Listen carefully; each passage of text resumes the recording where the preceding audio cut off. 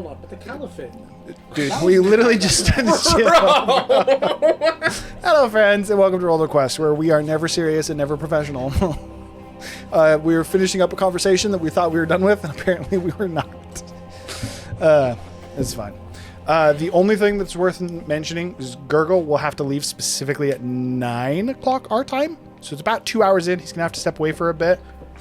I'll try to line the break up with that, but if it doesn't line up and you just see him leave, that's why. And he'll be gone for a bit. He'll be back probably after the break, I would assume. Gurgle sneaks away a lot. True. He just snuck away, just canonically. He snuck away for a bit. When he legit sneaks away, he just like... Just the Homer Simpson meme, he just backs us into some bushes. Or I feel like in his case, it'd be into a pond. He's just like under the water. But yeah, Gurgles have to step away for just a second. A little bit in. But other than that, we good. I don't know what that was. Okay, so last week, fairly straightforward, as most weeks with combat are. We continued the Cubix Ascenders continued their fight with the Man in Stone. After Kane's abrupt change to the battle, we'll say. Upon the battlefield actually being changed and the Man in Stone starting to change his tactics, before the fight was actually even really able to begin, Gurgle was successfully able to pull him from the wall and place the ring on his finger, successfully ending the combat quite quickly, actually, upon starting last session. From there, you had a brief conversation. Brief. It was actually the majority of the session. From there, you guys had a conversation mainly with Naboro. Naboro answering some questions, as well as explaining his perspective, I'll say, what he's looking to do and kind of what he's been doing. And then as well, Burke, now revealed to be Burke, the Man in Stone, his actual name, also answered a few questions, although after he had cast his magic to repair the ruins, he was struggling to stay conscious. Didn't contribute that much apart from the time that you had woke him up. So where we're going to pick up from today, or where we're going to be picking up today, is you guys will have traveled back to Lone Peak. At this point, it'd be like early afternoon. If there's anything you guys wanted to do specifically this day, Naboro is looking to set up a meeting with the tribe of Brugdor, specifically at request of Kurgle. But yes, this is where we're going to be going in. I know we had discussed it a little bit afterwards, but we're just going to go around.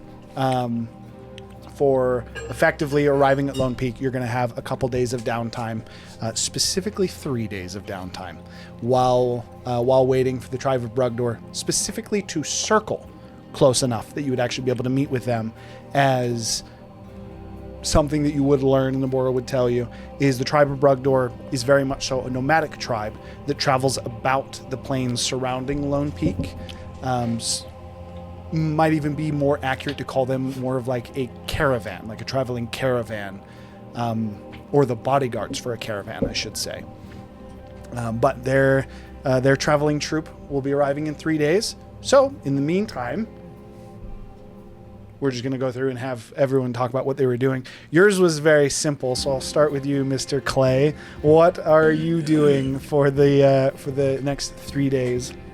For the next 3 days, Clay Beekman is going around. He is going to carouse with the locals. Would you call it carousing? Or carousing with the locals, with the shape changed to enhance my features. Looking to hoard up a bit. So, important thing that I thought of before that I wanted to get clarification on. Do you specifically always stay male? I would say no, not always, but preference is male. Okay. All right. So for this, you do get to go ahead and make a. I believe it's still persuasion. For. So I'm gonna double check real quick. Oh my goodness. I know I said it last week, but my hatred for the new D&D Beyond update is massive.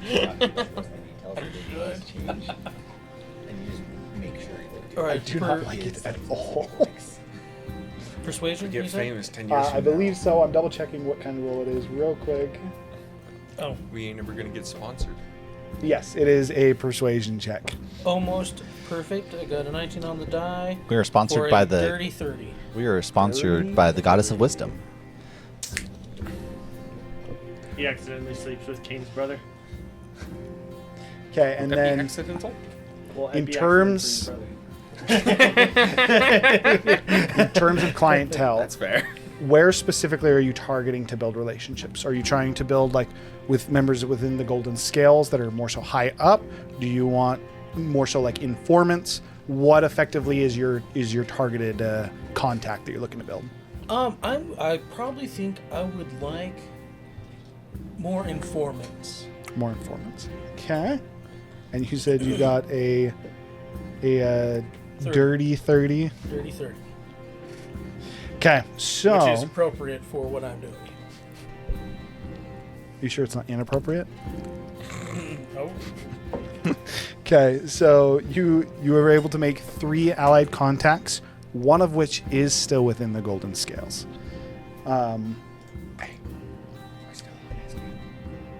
Oh, whoops. Yep, we are. Go ahead. It's just me. I forgot I had the controls today. But yeah, so 3 allied contacts. One of the allied contacts is going to be within their lab. So the lab that they'd set up to treat dragon sickness. One is a member of the caravan, that specifically the caravan that the tribe of Brugdor protects, that has stayed in the town currently to help with the influx of refugees. Part of this, you would actually, part of building that relationship, you'd also discover that actually a large part of the caravan, specifically the caravan of Tiltafar, which is the roaming city effectively that circles Lone Peak, a good portion of them are currently staying in the hills just to the left of just to the east, of Lone Peak, to help with these refugees. And it is anticipated. Not only is it anticipated, they have effectively via scouting reports that there are many more refugees that are coming. To the point that there is slight concerns of whether or not they're actually going to be able to house all the individuals that are coming, mainly from the southern part of listen, we're going back. Mainly from the southern part of Altira. So that would be from from Icladon, even refugees from Baklaval, Zoperkar, Zinderhold, those experiencing dragon sickness, but not so far as to go to the northern part of Altira. but yes, so those are the 3 contacts that you would have. What are their names? I actually have one of them. One of them I'm going to have to create, am I right? Okay, Steve, Bob, and James. Nope. The member of the Golden Sails name is Kik, K-I-K-K. His were better. No, I'm just kidding. Shit. Fuck you. Never go through and try to create names. Just Steve and Bob, apparently. Yeah. You know what? Fuck it. One of them is Steve. The individual who's at the lab, There we his name go. is Steve. Steve's my favorite. You know that's gonna happen, right? Steve is from the lab. Steve is from the lab. Kik is from the Golden Scales. And then Ak, which is A-C-K. Ak is the member of... effectively, he would be considered like a citizen of Tiltafar. He's a member of the roaming caravan that makes up the city-state that travels around these plains. Apparently, your How do you male spell ack? form did not change your ACK. preferences ACK? to also be around males. I can't do it. Sorry, go ahead. I don't even want to know. It's a networking thing, okay? Internet networking thing. I don't even want to know. We're just gonna leave it at that. Okay, so that is what he is doing. We're gonna jump to you, Razu. What are you doing over these 3 days of downtime? You're actually one of the only people who didn't tell me beforehand what you're doing. If you need a moment to think, I can go to somebody else. Start with somebody else. Tigu. Tiku is helping with the lab and preparing to, or learning how to use the herbs so that she can do the an excursion with Kogal in a couple weeks. Is she specifically trying to learn how to create them herself? Or is she just effectively practicing with them? Practicing and learning how to enhance them so they last 24 hours in a meal. Okay. That would still be an alchemy check. So you get to roll for alchemy over these 3 days. She will ask Raju to help her. If you do that, that would be what you're what you're doing over the next 3 days. Would be helping to basically improve upon your water breathing potions. Sorry.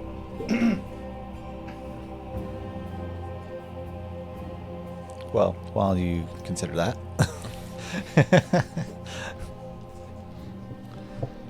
Apparently, he's going to continue to think about that for a moment.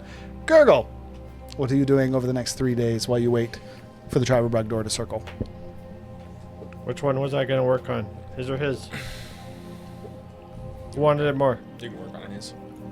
I'd like to get Magicite first, if possible. All right, we're working on his. You need to explain more than that first. You do. We talked about it, but It was. explain the item that you are starting. We're like- you're working to start to craft. They're like, We are what working. do you mean working on his what? I was gonna say I was around whoring about, and you're saying we're working it. I'm like, okay. We're working on a magical item that will protect him from magic, which It's the magical. we will not describe until we know if it's successful. What is the goal?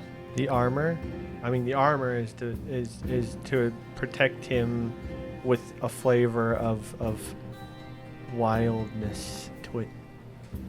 Okay, so you're working to craft. Again, this. I know what this is. It's a magical armor. It's a magical armor, just for clarity. It's a magical armor. Did you say you wanted plate or full plate, or what did you say you wanted? I didn't preference. Or what is your preference? I would take What are you proficient in? well, half plate. Half plate. All right, then we're doing half plate. So medium. Okay. Okay. Okay. So we're doing a half plate with magical resistance. That again has a flavor of wild magic to it. So the story of the plate is going to be how it protected in. Well, I'll get back to you on the story. Give me a second. I haven't thought of it. You're going to start to I'm work. gonna start writing the story right now. Okay, so what did they Forging make armor. What did they make blacksmithing? It's athletics now, right? Yes. So you need to make an athletics check. You can get a proficiency to twice? based upon No, the because rules? he's specifically trying to he's doing the rune weaving. So you'd get the one from the So he tools. has the hammer. He does. That's the tools. So you get the proficiency from the tools, but you would not get the double proficiency. So it would just be a strength-based rune check. Yeah. Yes. Okay. Yes. So not an athletics check. No. Correct. So it'd be strength plus your proficiency modifier. There it goes. And then as you continue to develop this would be what John was working on, where he eventually got it. Is that what I think it was? Yes. Oh no. So you don't want the armor, right? For what it's worth, you were just Day getting one? started on this. You're not going to be finishing this here. So this will just be the beginning of it. Is You're he working getting started towards on a it? goal. I don't know. What's the total? I mean, He just hasn't worked with this material before. am I proficient in it? Yes. So it's a 12. Then yeah. No, it would not be a 12. Because he gets the 10. He's saying the You base have 10. 5 from proficiency plus 6 from strength. So that would Okay, be so plus is 11. it considered a check? Yes. Still a rune Okay. check for sure. He's wondering if he gets his rogue. Then Bill. it's not a 12. It's not a 12. It's 16. Rogues are bullshit. It's 16. Well, That would is be it so? 19. It's strength plus proficiency, right? Yes. That would be 21. Yes, it's 21. Tiku's also gonna look for a time dragon. Rolls a fucking nat 1. That's a 21. For people who know about time dragons. Listen, is bullshit. Gurgle is really good at what he does. Okay. Where's my reliable talent? in a different class. Sorry, what are you looking for, Apparently we Tigu? need to pick up Tico's some gonna points put in out Rogue. feelers for people who Where's know my- about time dragons. My 310 health every bonus action that I want to cast. It's 2. Okay, so you're starting to work on the item. For you, Tiku, I need to know if Roz is helping me or not before I can roll my alchemy check. also, so in terms All of right. Role leads, play. Try and convince Razu. you can do that. And then my one thing for you, real quick, before you do that though, is asking around about a time dragon. Effectively, you would get led back to either Orlevale himself, who unfortunately has left Lone Peak as for the moment. However, Vayu would be your next best bet. I'd prepare Vayu nice dinners to pick his brain about time dragons. Okay. Have you decided yet? Or we're going to Kane. Go to game. Okay. Real quick question before we go to Kane's. I apologize, didn't mean to cut you off. With a strength check, can I go into giant's form to craft? That check specific, you could, but that craft spec. That spec specifically would not get the +5 that I have done. That is supposed to mean that's supposed to be like when advantage you're, on all strength checks when you're in giant form. That's why I asked. Basically, he's asking could he get advantage on the crafting check. If I stay in giant form the whole time, how long can you stay in giant form? 10 minutes at a time. And I got like 8 casts of it. 8. Jesus. Even with that though, you're spending hours. You're spending hours on the craft. I would say no for the same reason that like the reason you can use guidance in a situation like that is because you can constantly keep it going. But anytime you don't have the ability to keep it up for the hours that you'd be working on this, Well, if I'm the one not doing a thing. Someone Yes, else would but- have to assist you with the guidance. Yeah. but with that Yeah. same logic in mind though, the answer would be no. You would not be able to give yourself advantage by staying in giant form unless you had a way to perpetually stay in giant form. Depends on if it recharges on short rest or long rest. Or momentum. Takes Then an I could hour long take rest the- in between. Well, Yeah. you just take a short break every once in a while, you know? Every While you're thinking of that, what are you doing in this 80 minutes. 3 days of downtime I game? would first like to go speak with my brother, Mirden, about my sister and her word here. Ability to be all right. Ability to be all right. There's a word for it. It's like when you like call someone to check up on them. There's a word for it, but I can't remember what it is off the top of my head. A checkup call? Their well-being? Well-being. I Okay. think that's it. Yeah. Okay. To figure out the well-being of my sister. And specifically, you're talking about Sarah May, yeah? Yes. Okay. No, Alicia. Different one. Yes. You have 2 sisters? Okay, so Yeah. specifically the one that is in Cardafel. Yes. Yes. All right, cool. That one we are going to play out. That one. would Other- be- Are they both available? What? Sorry. Yeah, I was gonna say, just single.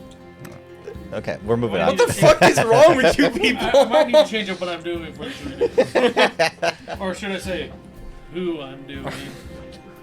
The other thing is I would like to seek out Naboro and pick his brain about the Keeper of Knowledge. Basically, everything I can learn about it from him. Because he said he's visited. I know he can't remember the deal, but he should still be able to like say how he found it, what he did, and all that. Okay. Both of those are sequences that are actually probably going to get played out. One of which will probably, so the sequence with Noboro will be that he will meet your group for a dinner, so that everyone could ask him about that should they want to. And so Zephyr, I heard that pop. yeah, it didn't feel good. What are you doing for the 3 days? I am holding up my promise to go to the library and try to look into, it was just the whole Tiamat thing, right? That's what we're doing? Sorry, what?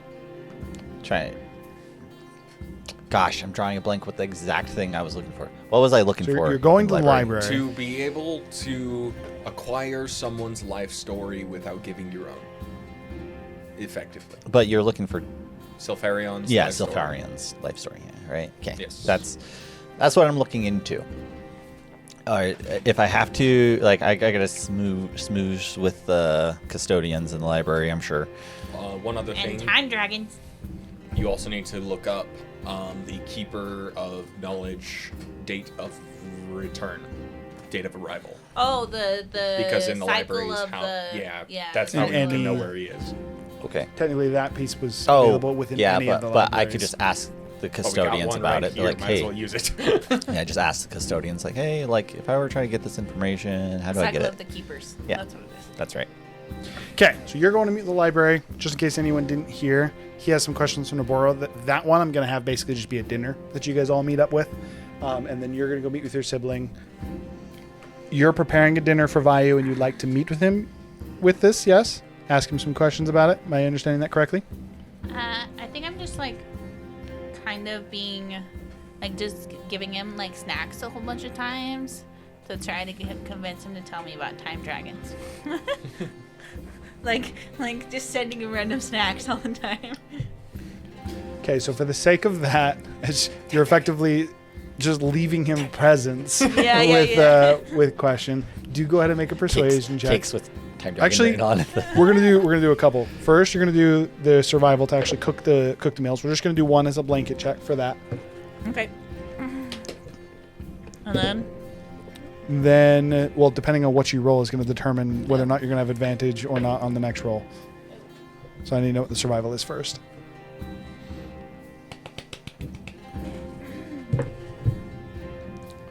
then Razu, are you gonna help me? With what? So remember that we needed to last for 24 hours. First, going underwater where we go fight the big dinosaur. Deku fighting a big dinosaur. It's gonna be Kogol, let's be honest, but I'm gonna cook the big dinosaur.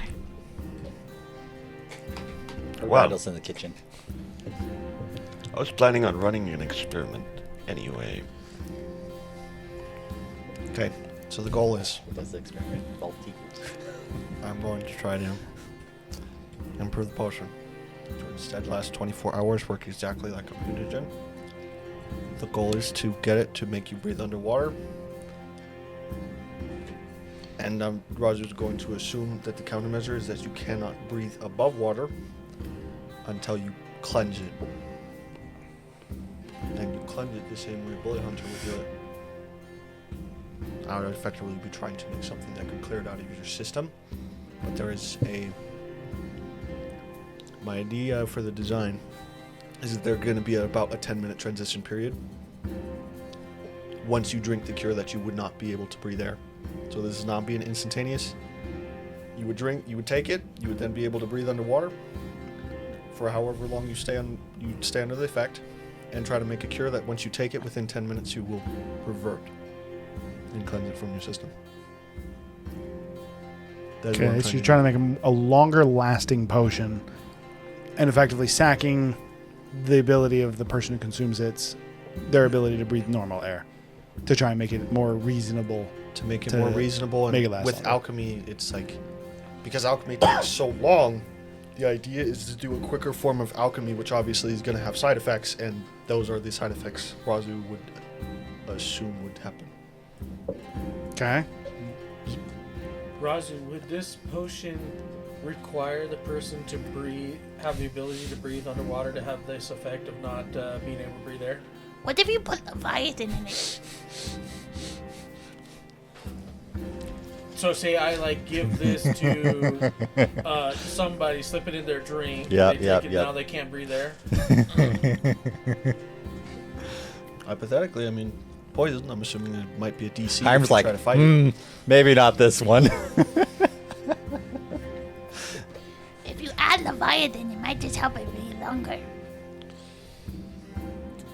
From my understanding, How about this was going to be more like a material. how that you about ingest. I don't think this is a liquid that You you can could just add it put as in a your spice drink. to Here we the go. Algae. Leviathan. how about be half their land So you have movement to speed. throw it in with their salad. Maybe. So you're working. You are helping her, but the effort After land is movement to. speed. I don't know. You You're still effectively roll. just trying to make it longer, and you're willing to give up the ability to breathe normal The air. answer is he's making it just like a mutagen. There's going to be drawbacks to being able to make it as fast as 3 days. The idea is he's trying to perform quick alchemy, which has effectively never been done. And the idea is, because Bloodhunter's new and mutagen, he's going to use mutagens as a baseline. And he knows, based off mutagens, which he can make on a day-to-day basis, there will be drawbacks. Doesn't exactly know what they are, because the only reason he knows what mutagens are is because I have them written down, what they do. So that's the idea. Quick alchemy to make certain things that I can specify with drawbacks. I'm assuming depicted by you. Okay. And then you're effectively just working to help with this, yes? Do you want to make an individual roll, or do you just want him to roll twice? I mean, if it's alchemy, I'll let him roll. Okay. You have a handy little Tigu helper. Go ahead and roll for your alchemy check. I'm just be like, I need this material. She just pulls Actually, it out. for the sake of this, I am going to do it. I'm going to do it the other way. Do go ahead and still roll your alchemy check, and then you're just going to roll once. And then yours is just going to give him a plus. You ask for a scalpel, and What's she his gives you alchemy? a paring knife. Paring knife. Alchemy is an intelligence-based check that you would not be proficient with. Cut. Fine. It's a win. It's a 14. 14. Roll a From d4. my understanding, alchemy is a nature check. I am It's better all at three. nature. Arcana, nature, or I want to say survival, but that doesn't sound right. Oh, Well, they just changed. They changed it in 2025, so I'll double check it real quick. Yeah. my nature's a +6. It So is it'd be a definitely an 19. intelligence check. Which is nature. Or Arcana. Nature. Yeah, I'll say nature for what you nature do, though. or arcana technically is the other one that they say that it could be used Yeah. for. It was So a- you could use nature for this then. a 19 then. Okay. And my D4 is a 4. That would be d6 now. Oh no, what if I You're lower? gonna roll lower. I'll Lower let than you the choose. 4? You can roll the d6 or you can take the 4. I'll just take the 4. Okay. So go ahead and roll your alchemy check, Razu, and you have a +4 to it. I'm curious. I'll do it. Hold on. But it doesn't count. You don't get it. but- It doesn't count. Oh, it's a 5. It would have been better. Did but- you roll rule that I can use Kenku recall on alchemy checks? Was he able to recall Squawk's memories? I mean, to me, it would also just be like Muscle something I'm memory, familiar yeah. with, and it's something that makes sense to me that I could use. But you have been. You can. The answer is by the rules you can, as long as you're proficient with it. You are. I see no reason to rewrite the rules when he can't roll below a 10. Right, that is Only on things I'm proficient in. He can only use this on things he's proficient with. How many things are you not 30 proficient? to 33. That is Like the easier 3? list. Tables. Becoming a shorter and shorter list as we level. Okay. 1, 2, 3, You are very successful. 6, Um, 7. you're able to turn the algae into something that would last for 24 hours, and there's going to be a mixture of things that it does in addition to that. It will provide you additional 10 feet of move speed when you're underwater, at the penalty of halving your move speed when you're above water, so when you're out of the ground. So you grow rub feet. Yes, and You're- is you're a effectively duck. giving you more speed underwater, less above water. It makes it as you can breathe underwater, and you have difficulty breathing above water. Effectively, would give you disadvantage on Constitution checks when you're not underwater. That way, you can't use it as a kill someone potion. That's a good idea. But yes, you're able to turn the algae into a longer lasting, just a straight 24-hour use. The one thing I will say, procuring the materials to do so would probably be about 50 gold per use that you wanted to make. You have enough for one use already, but for each additional use you wanted to make, I'd let you make 1 for each day. So you can make 3 if you wanted to, but you'd have to spend an additional 50 gold on materials for both the other days to actually be able to craft the additional 2 uses. Give Razu 10 platinum. Just whatever. do the 2 uses because it's just her and Kogal from my understanding. Give us 1 extra just in case. Okay, so you're doing the 3, and then Tigu, what'd you get in the survival check? 25. Okay, and then you then get to make a persuasion check. Dang that. It is not at advantage, so it is just a straight persuasion check. This is gonna be bad. For what it's worth, it's not disadvantage, and Vayu is not too pleased with your group so far. Yeah, freaking Freddy Krueger over there. Edward Scissorhands. Is it persuasion? Persuasion check, just straight roll. 5. So -1 on my persuasion, and I rolled a 6. Vayu's response would be both fairly curt and concise. His response to your request to inquire about the time dragon would be, get Orlavel's approval, and then I'll tell you about it. But he's not here. Indeed. It was possible to get information from him, just not with that roll, unfortunately. Tigu defeatedly goes back to the hospital.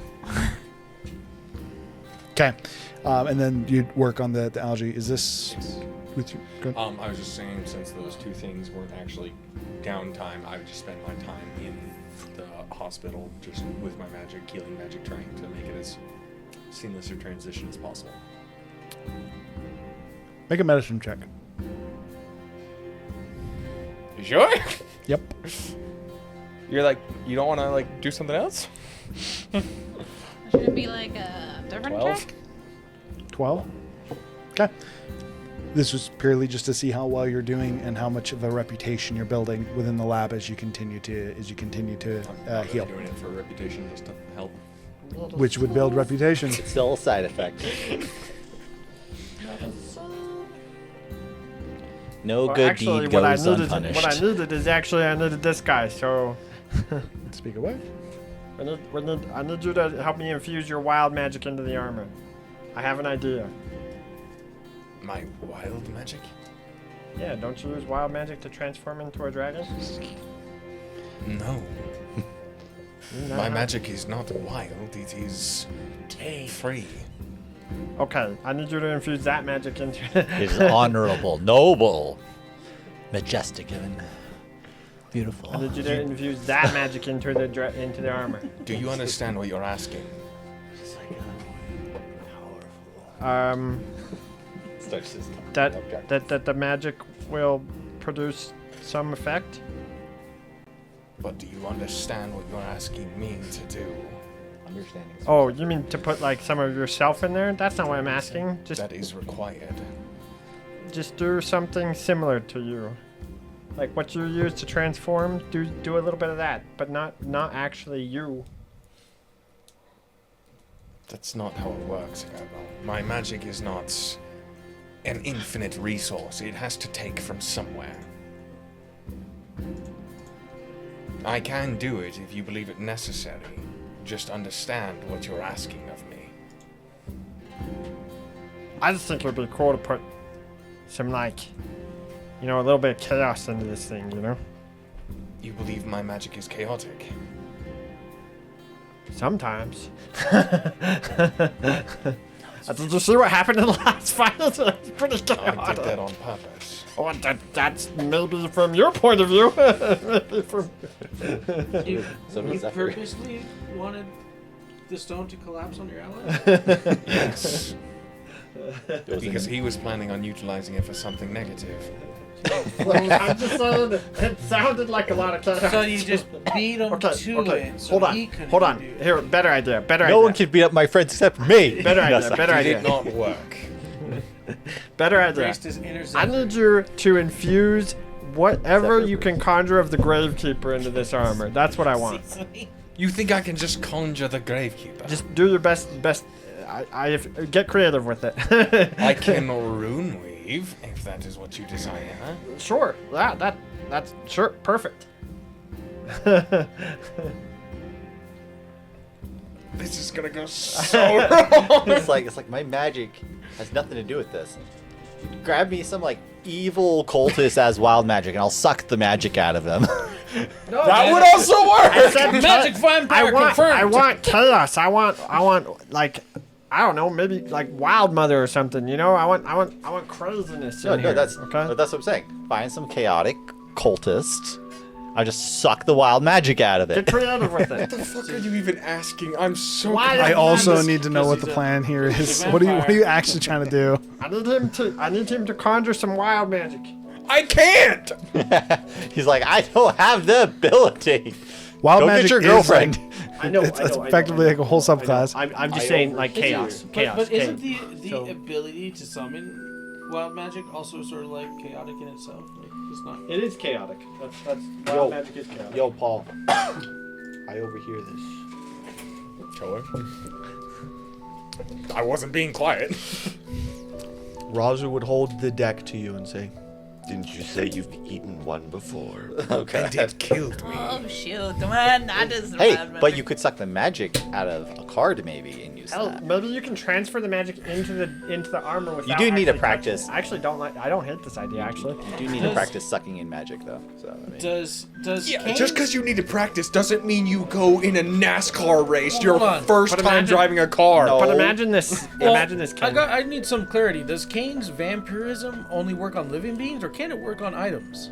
yeah, it works on It it. Does works it work on on items? balls. you did it on items first. I did So- to the card, the whole deck. So think about it like this, Ken. You put your hand on the you've deck, already you put the experienced- hand on the armor, and you're the conduit. Just do flow one into the other. Just do one card. You've already done a whole deck, so you've already experienced it at the crazy extreme. One thing just for you to know: when you consume the whole deck, you quite literally Could exploded. not hold the magic. You I'm did aware. pop. just so I can be absolutely clear what that deck Again, did.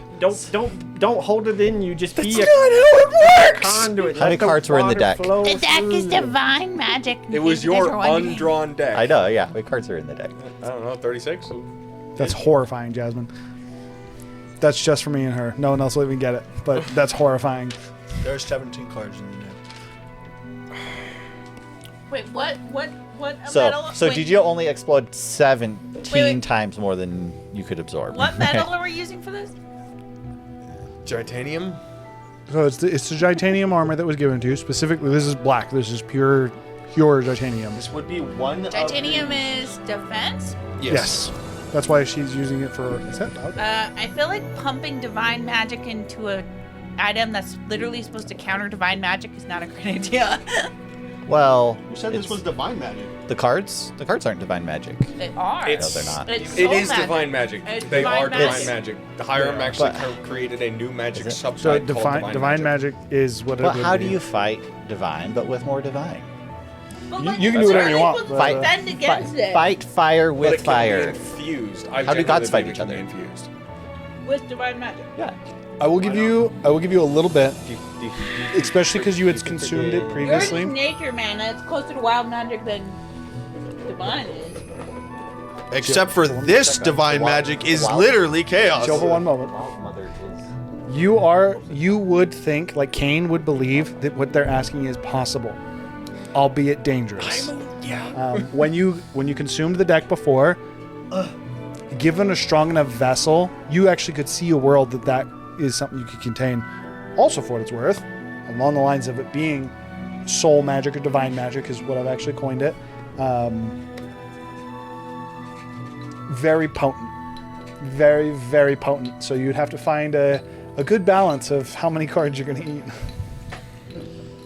Listen. One thing that you would think would make it a little bit safer is if you're not holding it, if it's like you're immediately trying to pass it and effectively using it as conduit, that would lighten the load. Yes. But your only other concern would be that if the material can't hold it, you'd break it. Listen to me. I bet you it's gonna be based off what the I've card been doing does, though. nothing but, and it Hello? appears you're not listening to me. Chloe gave me a genius idea. I want to create an item that both protects but also has like magic volatility to it. I I gave want it him to be bardic inspiration, didn't even know it. a little bit, you know, like unpredictable, one of a kind, like something that's never been made before. You don't even know what it's gonna do, you know? Chaos. Morden would Why? be very, very proud of you right now, creating a new soul forge. Who? Morden. Morden. But That does make sense. All right. it's gonna be really awkward when we have to kill It's him. possible, Gurgle. Hey. The amount of things that can go wrong, though, are not minuscule. That's what science is for. You are asking me to risk my life. Well, I mean, both of us. I'll be with you. I am very well of your skill. No, I'm saying if you die, it's probably gonna blow up and kill us both, right? Just have a healer on hand. Of your skill at dodging things. Oh, you're saying that I would be able to dodge the bomb. Well, I mean, did that's just dodge you like 100-foot. Why? Girl's like, I Thunderbolt. promise not to dodge it if it explodes. I will take I will die with you. whatever if it happens. I will take it too. Well, I mean, if it's like a magical explosion, can't Kane just suck it up? No, That's but the point. he's the That's one what would kill exploding. him. But okay, but it's not like an infinite loop thing. No, this would just be if it explodes, he explodes. Also, He's the bomb. I need a mechanic. I need a really mechanic check here. I need a mechanic check here. This is how Okay, we so do are the way that we're gonna do these checks moving died. forward, are they based on like a flow state or a continuous upkeep of the state? Continuous upkeep as long as you're crafting the item, and then once it's done, it's done. So it would not be accurate to say that you could use a flow state like Cloud Rune, which lets you see the future for a minute, to get an idea of what you want. You like watch yourself Correct. burn. You would not be able to combine them together. You would be going into it just full mad scientist, waiting for the result with a goal in mind, working towards it. Listen, I can contain the magic. I just need you to put it in Can That's you? what How? she said. with my hammer. That's very appropriate response. That doesn't answer my question. So you put it in. Okay, so maybe bad choice of words. I can't contain the magic. The item has to contain the magic, but I think the item can contain the magic. I can work on the item, and after you infuse it, you can go, and if it blows up, then I'll die. That's also not how it will work. So it's how to Are put you this. sure that's not how it will work? Do you remember the arcane cannon? I know you don't because you weren't there, but you were there in character. I mean, During the arcane cannon, there was a sigil that was broken, leaking magic. right? The surrounding mana was too powerful, too potent. So I had to transfer the potent mana into magical absorbing crystals. I did not take the mana because it would have been too potent for me, Right. but I was able to transfer it into an item specifically designed to hold it. Okay. Can this Gitanium hold it? Can I determine that? If there's a material that can, it's this. But the answer If in, there's a But material again, that can. again, The answer is- Can I determine that? the Can't. Okay. you want to determine the magical capacity of the Gitanium that you have. I have a effectively. pretty Let's high arcane. let's just have Zephyr shoot magic Okay. at the ship for a little bit, just for experiment sakes, for like a short It time. absorbs all. I'll have of you your go ahead and spell make an slots. Arcana check with this. Okay. You're effectively trying to determine the And then- magical capacity. And then I of leave this. and go to the library. Zephyr! And I'll just use whatever spells I need. All my spell slots, whatever. Okay. We're in downtime, so don't worry about actually Okay, doing yeah. it. But this will be an Arcana check to determine the magical capacity of it. Human inspiration. I forgot I was supposed to use both. I would have used it because, yeah, why not? Was it a 1? Yeah, it was a 1. I don't want to screw up their thing. You guys are rolling awful. Yeah. Except he rolled just fine. And it became a 10. 22. 22. Yeah. Okay. I don't want to ruin their thing. It can hold a lot more than one, but you are convinced the magic power that he exuded when he ate the deck before would be too much. So it could not take a whole deck. Yeah. We'll say 3. it could take anywhere from 5 to 10, and that's all you're able to determine, though. There technically is a number in there, but you're pretty sure it's between 5 to 10. So you could most definitely do 5 of the cards, but anything past that, you'll lower your chances of succeeding. If you do What does that look for like? like a maximum of 10. What does that look like? Does it like blow up and kill us, or does it like? Oh yes, So most definitely. There's one other option, and you would be able to determine this as well. They would either be, if you just let the magic effectively run wild, yes, it would detonate, and then you'd have to deal with whatever the recompense of that is. Or you could suffer the effects of the 5 cards you drew. Specifically suffer. The magic would be released into the area. Effectively. Alright, I will eat the magic if it blows up. How would you could want to suffer do the that? effects of the 5 cards that Yes. you draw. Like he's the one That's not channeling the something magic. you Eat the magic. That would be his risk for sure. Okay, But like, so this is my thought how it's going to play out, right? Is that you say you take 7 cards, right? Let's say it goes bad. Then you would see the 7 cards that would affect And I you. could choose whether to blow up in my face or Yeah, accept. and then we deal the repercussions of whatever blowing up is. I'm definitely not doing 7. I'm keeping it at 5. I'm definitely Let's gonna be say real. 5. Also, if you want to try it multiple times, we have 17 cards. And I will Maybe say 3 thoughts. there's Do it there's on probably 5 still items. a 1 in 20 chances that you fell.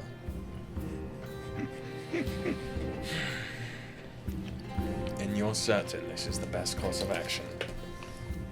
Best course of Absolutely not. What are you talking about? I think the verbiage there is maybe the wrong verbiage. The best is like relative to what you think the best is, but is it my best course of action? I mean, it's definitely the most interesting. You are doing Is the a most terrible job of Potential effectiveness. In the words of a scientist, Listen, one must fail 100 times to succeed once. If I what, fail can you once, can I you die. do it? Can you do it while you're in a 2 dragon? cards. Can you do it while you're a dragon? Can you? Yes, that is literally what I was going to do. Okay, then it'll be fine. You're so big and Majestic. You'll be fine. You're beautiful. Like fire can't hurt you. What's an explosion amongst friends, right? Like Zephyr blows us up all the time. This wouldn't be fire damage. This would be force damage. It would rip you from limb to limb, Yeah. atom by atom. Zephyr, your you're soul not may there. even Go be to the destroyed. library. I'm heading there. I just had to correct a couple things. He also literally was the one who was testing the titanium. So he Also, can confirm, making bombs and stuff. This is not the stuff you live through. Can I do it one at a time? Well, Basically, over the course of several hours of crafting, can I do one? So the answer is yes. However, this is true with all magic items. Anytime you put a magic enhancement on something, it is much harder to put another one on it. So that is to say, So it'd be you easier to do 5 at once instead of 1, 1, 1, 1, 1. yes, very, very much so. Also, imbuing five cards in this case into an item would count as a single magic effect. Whereas It'd just be imbuing all it over and over would effectively doing a 5 separate enchants. It'd be like having a Vorpal +1 fire sword. Like they're all still technically different enchants. It's just how potent do you make it? Are you doing a 1d4 fire damage or a 1d12 fire damage that you're infusing into it? But it still counts as separate enchants.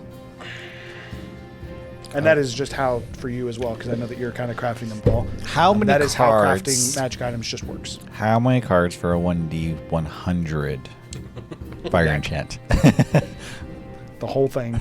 You need to All get the Cytheran's, you need to get You Cytheran's need cards all too. 4 of the Yeah, decks. you need to get Cytheran's cards too. You You need to go into the past before Kane Yep, absorbed yep. the deck, grab that one. You somehow have to roll a 50. and then we also have to get the Then one it's from solid Packer like that he DC got. 45. Thoughts? The Packer recommended that you only draw up to 3 cards at a time. I was Good for that. planning on doing it to 3. I will give you one other thing. The cards. I actually don't know who has them. Name. The cards that the Packer gave you as part of the story I mean, these ones. are much more potent. Tree has them. How about do all 4? Yeah, okay. Let's just kill me real quick.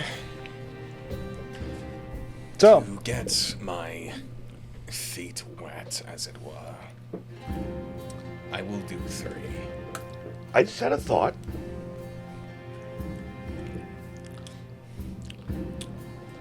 So you wanted it to be magically resistant, yes? Well, that's gonna be the rune weave that I put in it, but the wild magic is a different effect. We're trying to combine the two. So what if you use the magical item that reduces magical effects as a base? Well, then it would not be as powerful, right? That other works. Because it would reduce the magic that I'm trying to. It would like resist the magic you're trying to put into it. It's like trying to put magic into an anti-magic field. It's counterintuitive. would make it much, much more difficult. No, my concept was my cloak Your spell mantle's of cloak. spell mantle helps with spell resist. Ensure The answer, the only way that you'd be able to infuse that into the armor is if he ate the magic from that and infused it into it. That might do the resistance to magic. It'd be a really good That's base kind of on. what I was thinking. It would not do this chaotic element. I that know, you're but looking that's for, my though. point. So wouldn't spell resist plus chaos deck plus material equal spell resist chaos armor? No? That would be so hard to put all together. I feel like. It would increase the difficulty, and we are already working with an unknown. Also, you gotta understand, I'm not like Rudars or anything. You know, like I don't. And yet you're asking me to do this. And mixing magic is very Listen. dangerous. Listen, I'm just saying. I have already we given can't- my You're consent. not We wrong. can't get there if we don't try. Okay. I agree. Kane's like, I don't want to die. And then we don't even need to do the scene with his brother. Wait a minute. Hold on. So the Roger goal slides is you to 3 consume cards 3 before cards. walking away. No, you still do the scene. You just make it very heartfelt, and then you kill. So specifically, what I want to do, and this is just for me personally, I basically, similar to what the Packer made us do with the cards before, I want to draw the 3 and then create the story with the 3 cards, and that will be the chaotic element of just, it's a spur of the moment rune weave. Fan the deck. Give him 3. And yes, I do want to draw 3 cards and try and infuse them into the Titanium. Or shuffle. I was literally just gonna have you fan it to him, but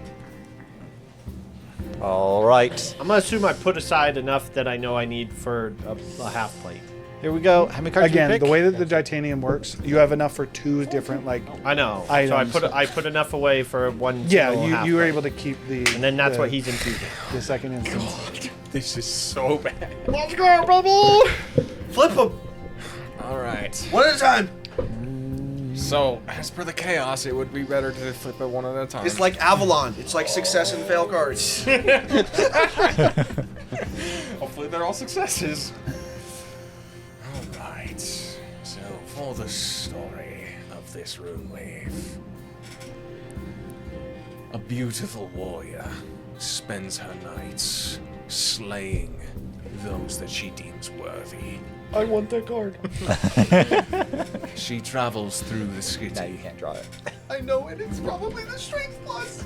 bringing down brigands, crooks, rapists, any she deems worthy of her blade. All throughout the night, she is incapable of stopping, almost driven to do this deed. Do you have a twin? She slays humanoids, Yeah. every kind, Kenku, Dragon Ball. Whoa, whoa! No one is safe from her wrath. This is gonna be a cursed item. I don't like it. I don't like this story. Give me a cursed item. I'm sorry. I'm You wanted fucking chaos. no, I'm saying that John, not this John. Well, I mean, All right. No one is safe from her vengeful blade. What is this story, my man? That looks good. Until Dang, all 3 of those cards were insane. Those were all, I'm pretty sure, good cards. a beacon arrived. One night, stars usually fled from her gaze, but one eventually stayed. She didn't know why, she didn't know how, but this star somehow saw her, somehow knew who she was, what she'd been through, the pain. I wasn't expecting this to be a romance. To Continue. accidentally create you a sentient artifact that has a Apparently desire. your female waifu that murdered everybody in Yeah, the past life. Let's keep going. I ain't mad about it. That's gonna give you a desire to run around smacking things.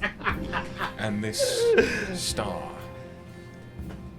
tempered the warrior, allowed her to feel things that she had not felt in so long. I'm pretty sure Light. Kate is projecting. Light in the darkness. I'm pretty sure this is like his Tiamat fan. Can you Alright, do the Arcana. It was warrior, humanoid, and star. Star. Pretty sure warrior and star are good almost cards. guaranteed to be good. Humanoid might be. Let me look at that. That shit look bloody. I'm pretty sure It's just demons, it's fiends. no. It's just kobolds. It's just kobolds. What's worth? I They're shouldn't kinda- say that yet. Never mind. That's kind of insane. That's kind of insane draws Star actually. Warrior is really good draws. Those are insane cards. I'm pretty sure Star is the wish one. Two of those are No, that's probably best draws you can get.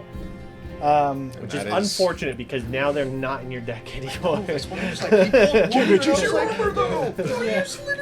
Okay. Well, I was gonna have Also, this I'm one. pretty sure if this succeeds, we are making an artifact that's got an alternate personality. I'm pretty sure. Okay, so via the cards that you drew, 2 of them are 10, 1 of them is 8. So your DC is 28. Let's go, kid! We believe in you. I'm helping. How much do you believe in me? Not enough to do it on the one. This is a long. I know, This I is know. a long. Just over 3 days, right? I've got Arcane. 34. Oh, shit! 34 is enough. He's giving him the juice! He doesn't explode the world. He sucks the magic. Could you That gives imagine? you a boon. That gives you a boot of your choice. No, of my choice, but But it's pretty crazy to get a boon. But still, Boone is crazy. Yeah. 34 though. Okay. You would definitely have a moment of panic.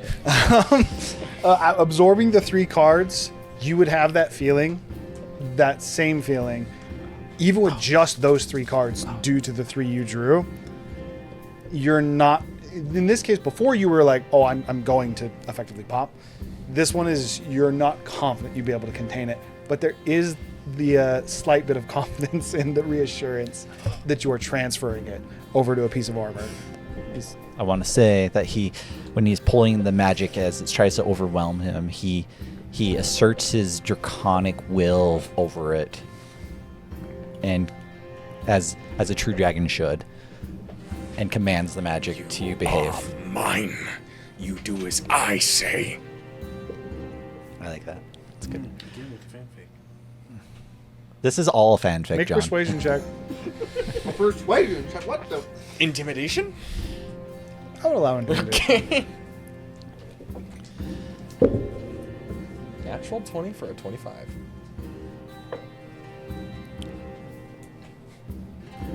The magic that you're pulling, you recognize. Tiku interacts with this.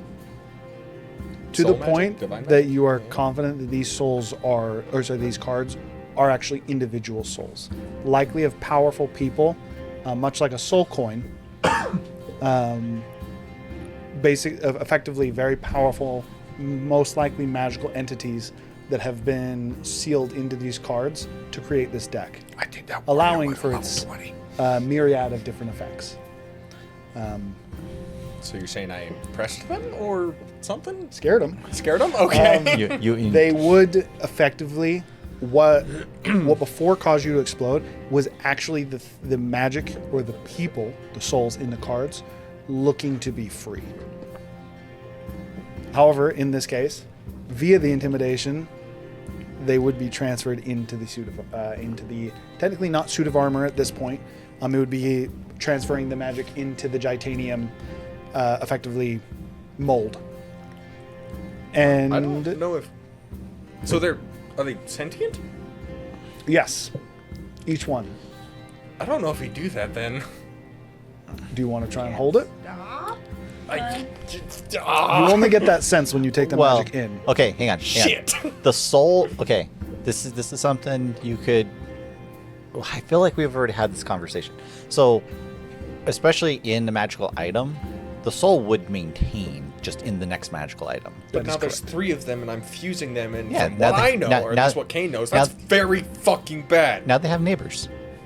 No, they're not You wouldn't be alone fusing anymore. them. You'd be transferring them to a new host in this case. Yeah, They are yeah. currently housed in cards. You'd be transferring their host to the thing. The biggest thing is you're confident that this armor will be sentient. I'm not opposed to that. Yeah. You'll have Well, again, you don't get that sense until you've absorbed the it magic. has a will of Do you its attempt own. to Yeah. contain it, or do you transfer it to the armor? Of course it's will, but it has a will. Just pops a bag of popcorn. And so just to make sure I understand, so it's effectively like, just to make sure I understand this, it's similar to Vargath in very, very loose terms, where I'm not hurting them or anything, I'm just transferring them homes. Yes, And- you and- are and- very much so creating a weapon that would be akin to Vargath, And or an armor that would be you're akin you're to and you're Vargath. effectively giving them instructions of how to use their magic for the item. Like- Yes, instructions. Definitely not demands based on the intelligence. It's- no, Listen, no, I no. didn't know they were sentient before! but yeah, I mean it's demands, but like, yeah. But there you go. I will allow it then in that case. Being- Very scared. One of these are a level 20 adventurer. For the design, we're going with something like this, like black stars. Like that's the armor design. Soul. It's cute of you to think that I can actually see that from here. That's just a white with black with a bunch of white spots on it. Like that. That's It the is armor. just black with a Yes, bunch of white it's spots. literally It's stars. literally just Yeah, space. It's, Yes. that's what I'm going for. I want the whole armor to look like a reflective metal with space, and the rune crafting and storytelling that I'm putting into it as I build it is that this is a reflective, living metal that has the ability to take magic and refract it out, because no light can live within it. Okay.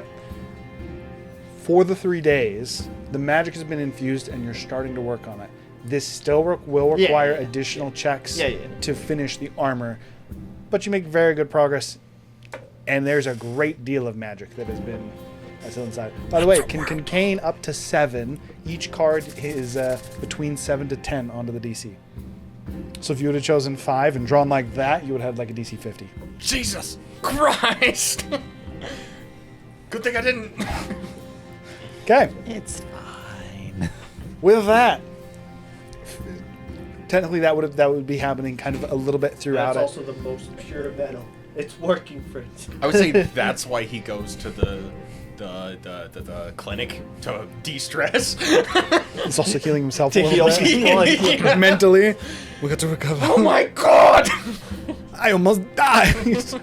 I'm all too familiar with that magic. Okay.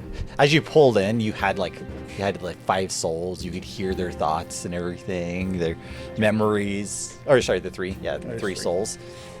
Dude, Nate's so And then sad you right now. I felt can the tell power Nate's- like overwhelming you, and then do What your it's worth, command, and then they just I'm actually pretty happy quiet. that 2 of those cards didn't get drawn. Because 2 they're of so those powerful? are, yeah. Yeah. They would like make the party a little bit imbalanced. I mean, epic boon and then star. I'm pretty sure is insane. I don't remember what it does. Star doesn't say. Just so you can know what you lost. 1 increases an ability score of your choice by 4. Fuck. And 1 gives you a boon. Fuck. Star gives 4. I'm assuming where is boon. And the other one was not good. The other one was didn't not look good.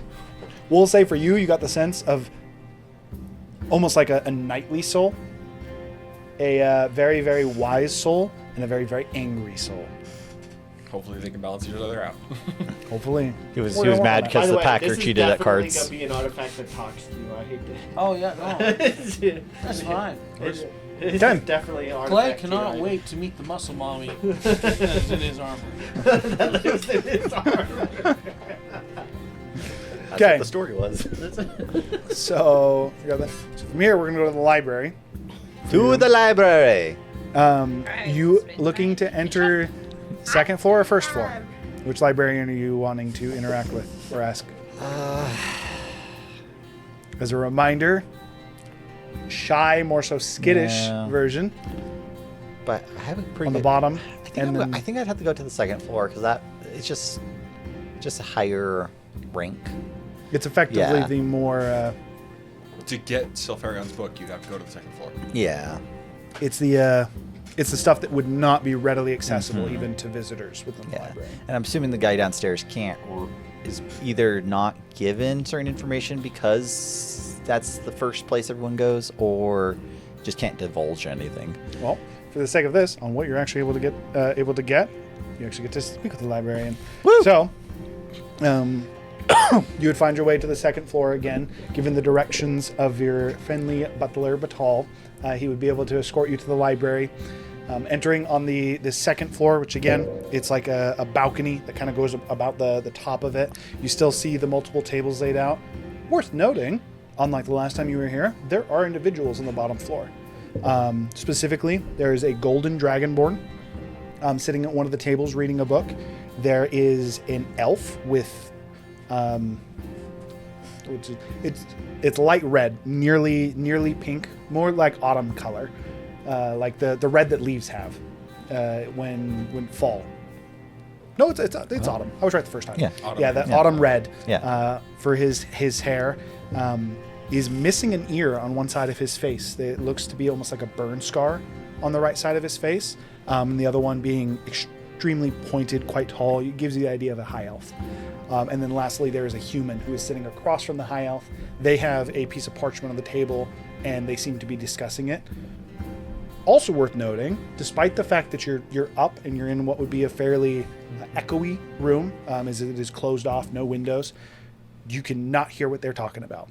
They are in some kind of enclosed bubble. You would even get the sense of arcane magic that surrounds those two, as they fairly adamantly are discussing and pointing at this piece of parchment on the table.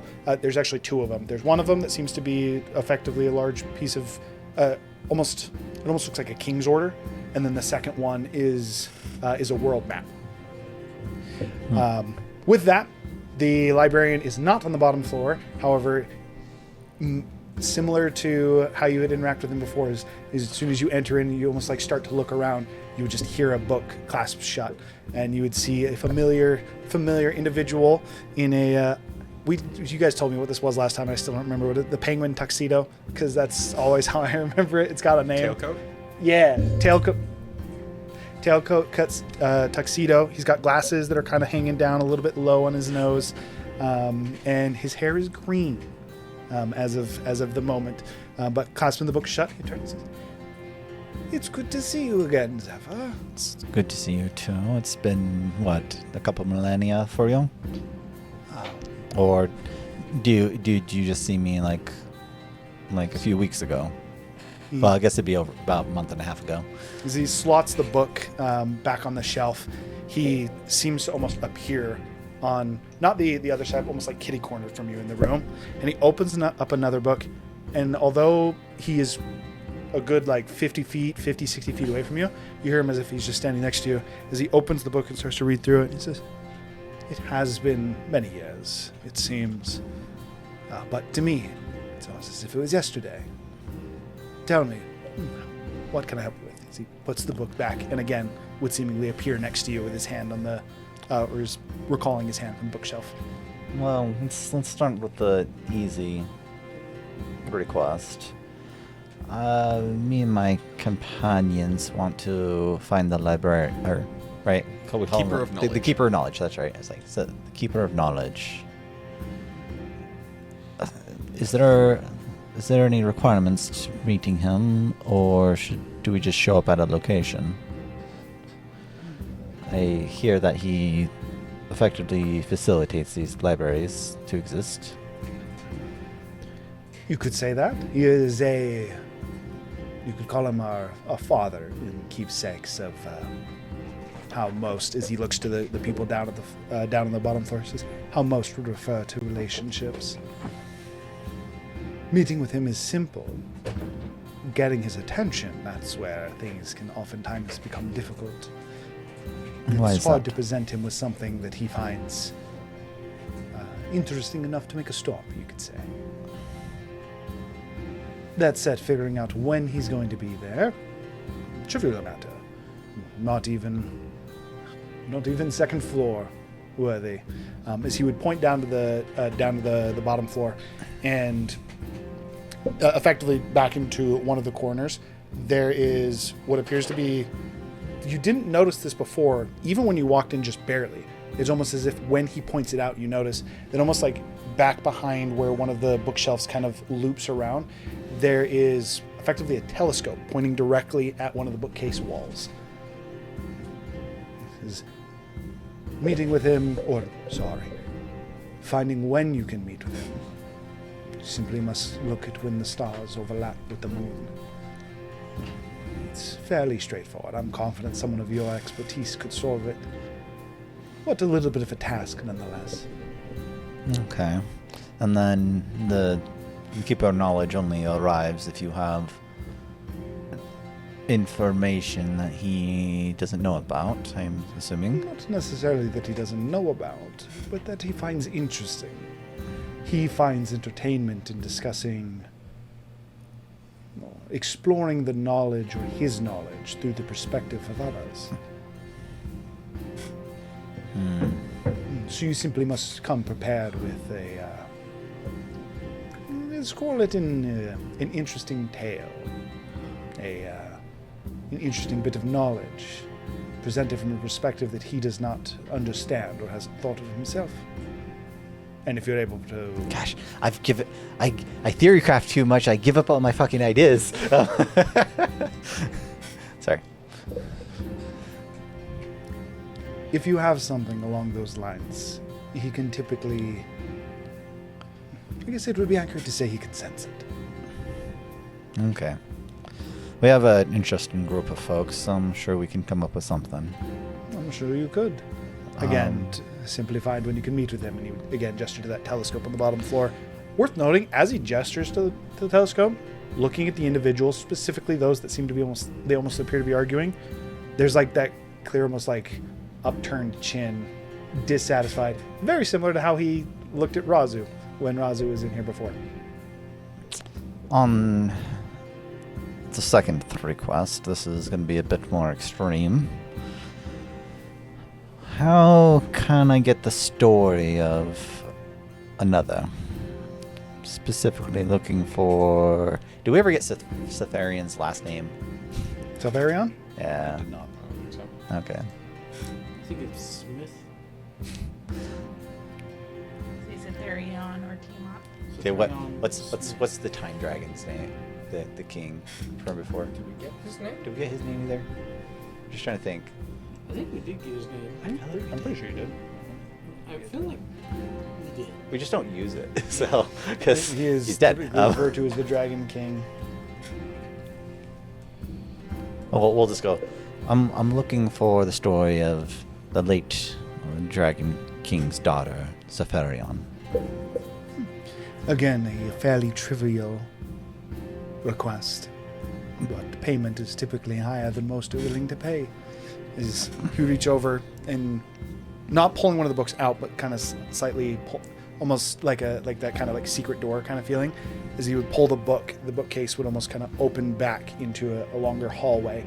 This is something you had seen before, what you had seen when you were here previously as well. additional books that now effectively lie on both sides of this hallways look a little bit translucent as well. But he would walk through, kind of pacing pacing that small hallway for a moment, looking through the books before plucking one out, and walking back with what to you would simply look like a book with a dragon on the back of it, very reminiscent of Selfarion. As through the glasses again, face still slightly upturned, reading through it. This is again. The request is simple. As he would shut the book. The payment is another story. That's what I was thinking. Dragon King's name is Marcule. What? The Dragon King's name is Marcule. Marcule. I hear you. It's fine. Give him your arm. You can always get No. I have 3 stories to myself that I have authority over. Your thought like gets interrupted, just like, no. I don't like this at all. And I can't think of a better place to keep this safe than here. And I just grab the spellbook of the Lich's spellbook, yeah. He reaches out to take it from you. As it's like hard to actually let go. It's like hard to let go, almost to the point that you wouldn't yourself let go, but he still seems to take it with relative ease. The impression that he could have even tried harder to even get it a little bit easier, but almost kind of weaned it out of your hand, I guess I would say. That said, as he would take it, you would hear what is immediately a almost like mind-piercing scream that would almost deafen as he's that weaning, that slight pull. It's almost like he's somehow silencing that voice or that influence. As he would pull it, as he pulls the book from your hand, your skin would also regain some of its color, some of its life. Yeah, it would just be some of its life. Like my whole body's probably like that sharp tingling, when you get you're really cold and all of a sudden you get in a warm space and then withdrawals. Looking at the book, he this is fine. Has a bit of a smile crease, and he says, "Bold." And then he kind of like, before really opening the book, he looks at the face that is on the front of it that was made out of what appeared again to be actual human skin. Looking at the face on the front of it, I do know this book desires another. One named Sistaria. I'm not sure exactly why. Interesting proposal. However, this doesn't seem... And at this point, he would actually open it up and start to flip through it. He says, this doesn't seem to be as much a story.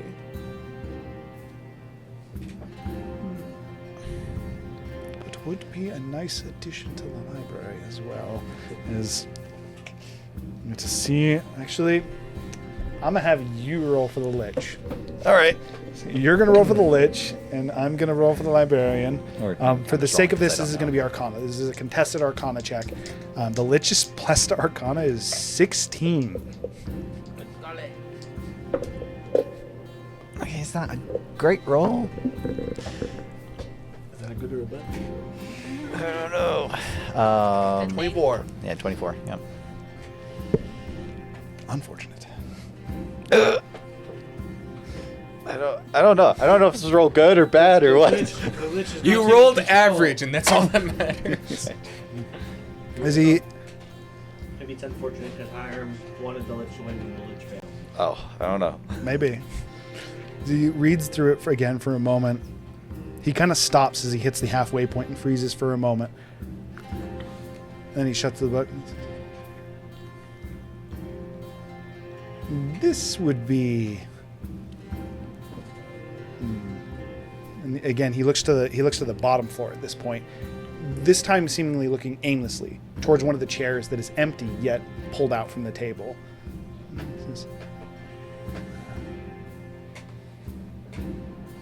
This would be dangerous to keep around. I suppose only if it was on the first floor. I assume most of the knowledge in here people are after is dangerous. I could allow you to read the story, but not take it for the price. I'm getting swindled here. But, I could take notes, though, of the story. By all means, you simply would not be able to take it out of the library.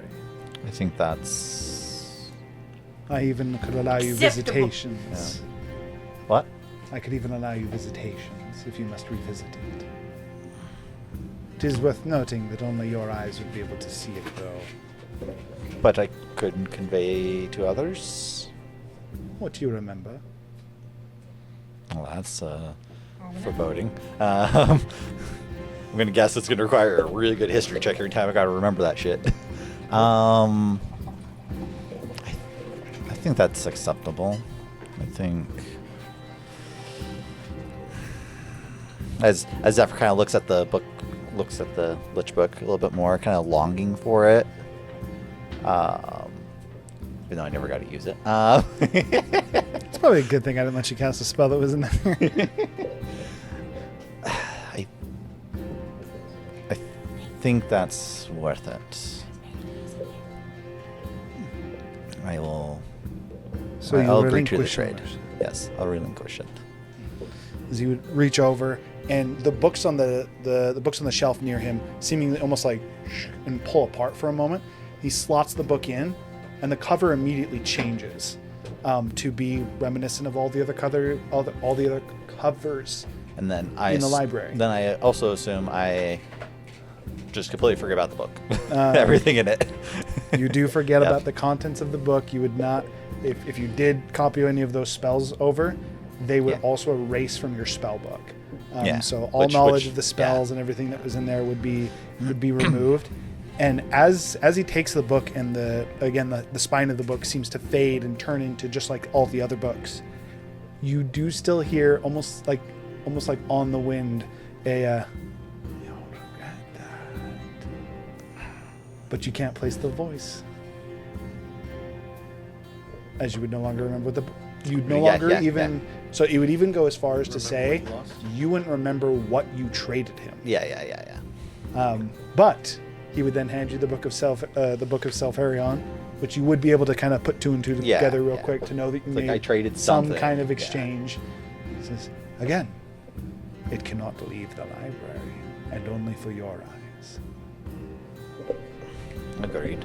And I'll open the book and spend the next couple days trying to notate and memorize what, because I figured based off of what I'm told, and I'll probably experiment with it where I like leave the library the first day and try to recall what I've read.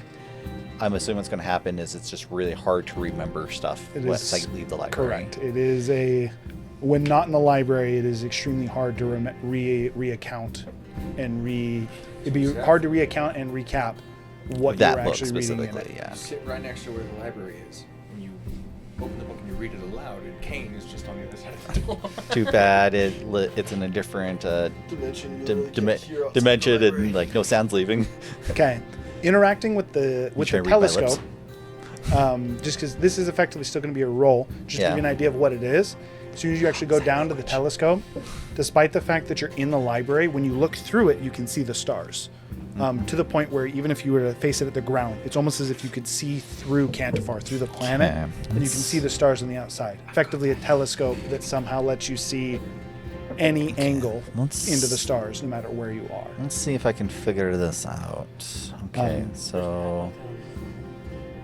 So this would be your choice of history or investigation. History would effectively be what is your knowledge of the constellations and how could that potentially match up with whatever he was talking about with the stars hiding behind the moon. Or investigation would be literally just trying to figure it out. Yeah, Based on the Zephyr's probably just going to do small hint that he investigation. gave you. Because that's what he does. where's my plus? Does Zephyr have photographic memory? No. No. Thank God. I purposely have not. I only picked it up on my illusionist because it just fits so well for like There are mimicking people. two things that I with illusions. Sorry, there's three things that I truly hate in D&D in terms of feats: Original Lucky, Sentinel, and Keen Mind. Ain't Hey, nothing wrong I with the didn't original use Lucky. Keen Mind in an exploitative way other just I to make agree. my illusions realistic looking. I agree. Where I could remember However, every aspect of a person I still and dislike then it. imitate them. It's fine. Yeah, Anyone no, it's that good. is not a feat that Yeah. I will ever nerf. Like people can take Yeah. that. It's just There was a story Okay. reason for Bartholomew's Lucky feat. 26. 26. Okay. It would still take hours. To the ability to see all the constellations and see all the stars is both fascinating and almost overwhelming. Especially with this one specifically, it almost would allow you to zoom in and out. So the ability to find I've had experiences with this with the cube. So True. Your ability to not only find constellations and how they might interact with the moon, but in addition to that, how to eventually adjust the telescope, which is effectively at the end of it, there's a golden ring that you're able to spin that progresses the stars forward and backwards. So I wanna make an observation here. So there's been magical items we've come across that does this like whole zoom thing, go look around. I feel like this would be like an ability like known as like the eyes of the gods. Like it's just this is how gods perceive the universe effectively. So anytime you're viewing this, you're viewing it from like their perspective. God's Eye enchantment? Yeah. I'm down for it. That sounds cool. Okay. Okay. But after spending, again, multiple hours in there, you would eventually be able to figure it out and how that potentially would, and specifically what he's talking about. What he's talking about is specifically, this would be a date that's about seven-ish months from where you are right now to where the moon would block. Specifically, it's blocking it's blocking a constellation of a great worm. Okay. So effectively, when it's blocked from view, that is the time that the keeper or the great worm would actually come to Cantifar. Canon. When their constellations are in the stars, they're out visiting other planets. For what it's They worth, are the stars. via your investigation check, that is actually just accurate. Yeah. The constellations There you go. and the stars actually represent, if you can see the constellation from the planet, from in this case from Cantifar, it actually represents that keeper is actually not currently on Cantifar. It's like because their constellation exists, they don't exist in your Effectively, realm. yes. Well, they become but the constellation. anytime that in your perspective. anytime that the moon or either of the suns, any of the three celestial bodies, block their constellation, that is the easiest way to determine that they are on Cantifar somewhere. Because they can exist because they're not in the sky. Actually, yes. Yeah. Okay. So does this mean Zephyr can also look at potentially like doomsday asteroids that are hurtling towards Earth that would cause an extinction level event? Gods break those. Or do they go, maybe we'll let this one slip by? There's like a god that's like always waiting for him and catches them. It's like good materials. Breaks it apart, then just seats it into a His mountain name is for you to Rogdar. dig. Did you say Rogdar? Rogdar. Reg. Rick. Regdar. I thought it was Rogdar. Not Rogdar. Regdar. Regdar. His Okay. name is Regdar. Regdar. He uses it for his forging. You would also get Selfarion's story, which in summary is actually fairly simple. It would list it in much more detail, which would be needed for rune weaving. But no, actually it would give you a little bit more. Can he also see like exoplanets that are in the habitable zone of the stars that they're orbiting? If he was looking for them for long enough, yes. Whatever this telescope is, this God's Eye, because I actually do really like the sound of that, would effectively it's everything a modern scientist would dream of in terms of the ability to look into the stars. Whether or not he could determine what they are from the knowledge that currently exists within the world, That would be a little bit harder, depending on, again, how far away it is, or the current knowledge of different. But Zephyr's also very focused in what information he's looking for. But yes, in this So- case, he's not doing that. He is looking for specifically the correlation of the keepers, and you're able to Zephyr- make the connection between the constellations. Zephyr knows from all the research he's done, if you don't go in with a clear goal in mind, you'll get lost in the knowledge and never actually accomplish your goal. Especially when you have access to this much. Yeah. Do spelljammers exist in your universe? Ships. Not gonna lie, I'm not 100% sure what that is. So Spaceships. Essentially. you That do run not off magic. do not see any spaceships as of yet. They're not like spaceships. They actually look like ships. We shall table it. But they're spaceships. We shall table that. Okay. Treasure So Planet ships, okay. I was just like, Zephyr just looking. you like, do get, so you will get a little bit more about Sulfurion's story. So at reading through this is going to take place over a while again. There's this place and on Earth. Weird people. No magic. Sorry.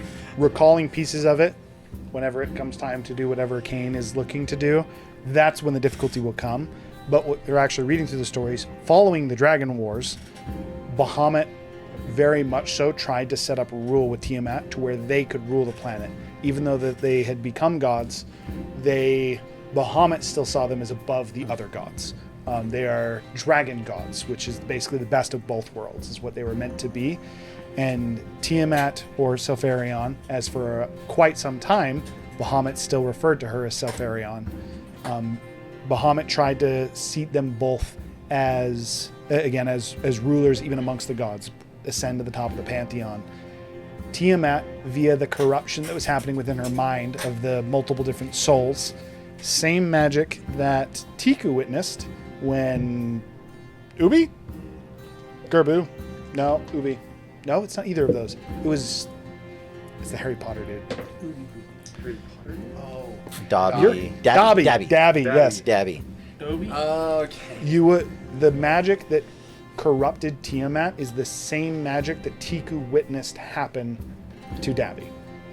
As it continued to corrupt her and she broke down more and more and more and more, she eventually got to the point where she hated Bahamut's constant attempts to interact with her, as she viewed both Bahamut and the rest of the world as unnecessary. She started off with threatening not to come over for holidays, and then the stories are all seemingly written from the perspective of the individual rather than like a third-party reaccount, though. Mm-hmm. So her recollection of being trapped was effectively a fight with Bahamut, in which it was supposed to be an honorable fight, as that is what she came to know Vorthalax for. One of the only things that she did remember about him was the honor that he had. Mm-hmm. And to her, she was betrayed in the fight. The trust that she had for how he operated was betrayed in that fight, which resulted in her getting imprisoned within the Crystal Eye. Also confirming, just in case anyone didn't fully know it, that Tiamat is currently imprisoned at the bottom of the Crystal Eye.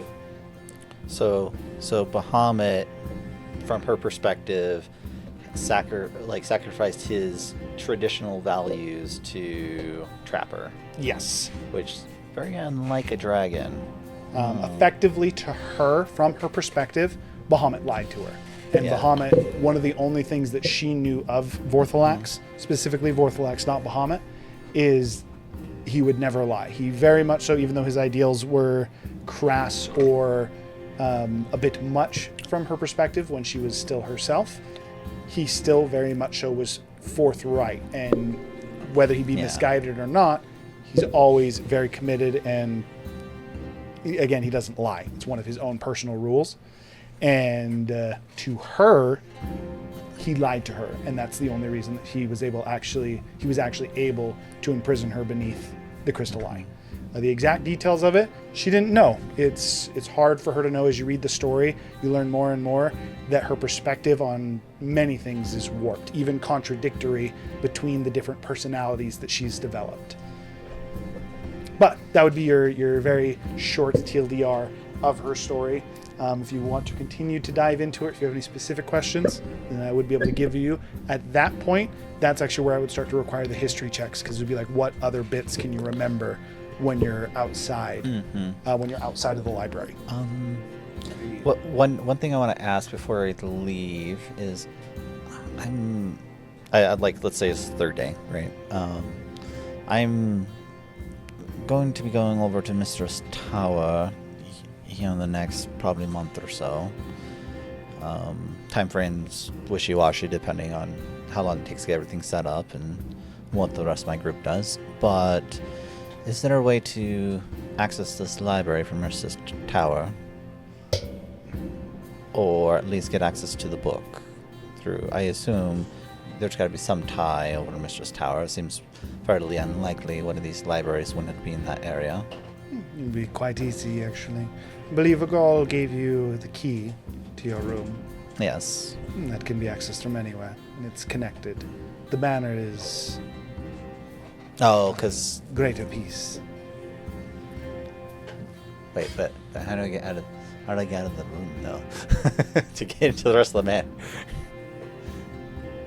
So, just to remind you... I thought I'd just take can you into always your room. Choose to open up the special doorway or just open it. So, like, for example, when you put the symbol on the Packers door within Yeah. your inn, those that know the magic basically choose to activate it and open the door, or choose to just walk through it. Oh, yeah, no, I'm saying, like, okay, so I use my key on the door, it would go into my room, but the library exists in a different part of the manor, right? Yes, but if you yeah. basically, if you were to turn around and you were to go through the door, you'd be able to choose: do you want to go into the manor, Oh, okay, or do you want to go so back when to I the reverse, I can go into the rest of the manor, or... Okay. door, or you can choose to go back through the door.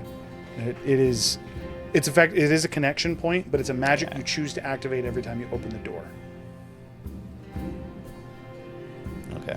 There's some logistics I gotta figure out here, but... I'm sure yeah, there is. Okay. Magic. That'll be good. Worth noting, over the course of these 3 days, the younger brother does not make an appearance, and the human and the elf that seem to be arguing the first day are there every day. On another note, because I don't know if I'll be back for a little bit, but do you know what the story is with those downstairs? They seem a little rowdy. Yes, they are. You want me to take care of them for you? If you're able to, that would be wonderful. For they have scared him. He would again gesture that the same chair that was pulled out but empty. He would gesture the chair and he says, "It doesn't make an appearance much since they've arrived. How long But have they they been are coming? still respectful in a way. They stay silent, at least." As he waves his hand, the outside of what is this almost like a silence bubble would seemingly pulse. And he says, "They are at least respectful of others, but they seek the knowledge for ill will. And that has never set right with me." Well, sounds like I should go introduce myself to them. By all means. The Golden Dragonborn was only there on the first day, though, so he would not be available. Well, I'm gonna go up and say hi before I leave the library. So you're approaching them on day 3 then, right? Yes. Okay, 1 second, I need to skip forward in the notes.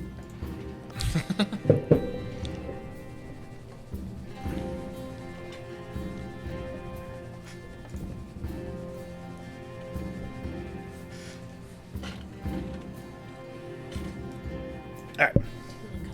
Okay. As soon as you get within effectively within a 15-foot radius of the center of the table, sound would then breach. Actually, I would say for this, they've condensed it down to a 10-foot radius to make it a little bit smaller, to where it's just like 5 feet off the table, and them discussing. There is still the world map on the table. The King's Order that they had the first day is no longer there. There is instead a book that, even at a glance, kind of like at a cursory glance, reading the first little bit, seems to be some kind of book on war, some kind of war, and that is in front of the elf specifically. Across the table, the human also has a new book in front of him, and that one seems to be it's not ledger, a record of casualties. I don't know if there's a fancier word for that, but effectively, accounts of Mm-hmm. accounts of casualties, and Yeah. not only casualties in terms of people, but in terms of like cities and in some cases even cultures at a cursory glance. I think it's just called a casualty report. Well, apparently I wasn't too far Okay, off. yeah. Entering inside of it, the human seems exasperated at this point. He has We bags also under know his what eyes, casualty is. and he very much so looks done with whatever it is they're discussing. The elf is still very, very invested in this. Upon you entering in, I'm just going to pick a random point. And So actually, I'm going to roll for a random point just because you're Make entering. him roll. Sure. Roll me a d12. I have 12 12. separate lines that you technically could come in on. Well, I missed. Maybe don't make him roll. It's 12. The very final last one. All right, cool. Okay, as you enter in, this is specifically from the elf. So, you at least can agree that it is necessary, yes? The human responding. No, but necessary is... It's gonna happen, no matter... And then he would stop as he sees you enter in the bones. Hello, it's a Zephyr, I believe, yes? And the elf kind of like turns to you and shuts the book in front of him, pulling it and putting it under his arm.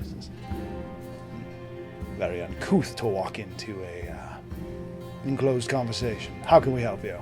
Well, I've come to offer my services. Seems like I've seen you guys the last few days here and seem to be struggling looking for some information. Is there anything I could assist you with? Well, we did just come to an agreement, yes? The human, again, looking forlorn and tired, shaking his head a little bit. Yes, we have an accord of such. For what it's worth for you, from what I understand, he might be useful to you. But I don't like it. This actually does conclude my business, though. You still have some things you're looking into. The elf nods. I have to finish this book, and then the Ascension of Bane still confuses me. It doesn't line up with any of the previous Wars of Ascension that we've found or read. Yes, I intend to stay a little bit longer. I have some insights on that. But before we discuss anything, can I get your names? As you obviously know me. My name is Derek.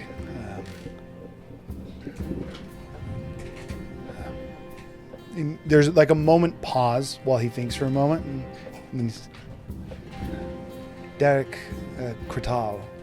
I am a. You could call me a village chief, or. I'm from Plazet, northern side Plazet. of Altera. Well, nice to meet you, Derek. You seem a little exhausted. We've been. Well, I've seen you in here as well. I know you've been researching. It's worth noting.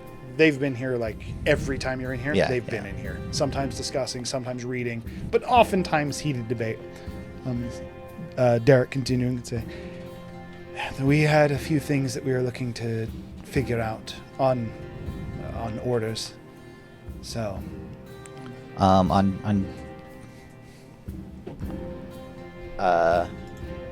I go to Derek, and Derek, do you mind if I help you out? You seem very Exhausted? not exhausted. It's I'm forgetting the word. Forlorn? That's what I had used to describe him. Out of it? Yeah, in general. I'm just asking to cast a spell. He would pause for a moment, and then he shakes his head as he would close what is again, he's got the casualty report that is large enough that it is a whole book. This isn't like you got a casualty report from a fight and you've got 100 names on it. This is like thousands of people that are listed with just in this one book that seems still dedicated to a single battle. What are you casting on him? first I'm just going to do prestidigitation, kind of clean them up a bit. Okay. And then I don't think Lesser Restoration technically does anything, but let's do it. Just kind of do a little prayer. And then Restoration cleanses exhaustion, doesn't it? Greater. I think Greater does. And this is lesser? Yeah, this is just lesser. But the idea is to try to like really just give him that little bit of He does perk relief. up a bit, kind of almost standing up a little bit straighter, losing a bit of that almost reader's hunch that he's kind of acquired over these last few days. And I will let's do a quick little cure wounds too. Just we'll do level 3 cure wounds. Why not? And he can have like he's not damaged, but this is still just gonna be like way overkill. I just press the button. So, yeah, 68. Yeah. Think about it. Get a second. Number 28.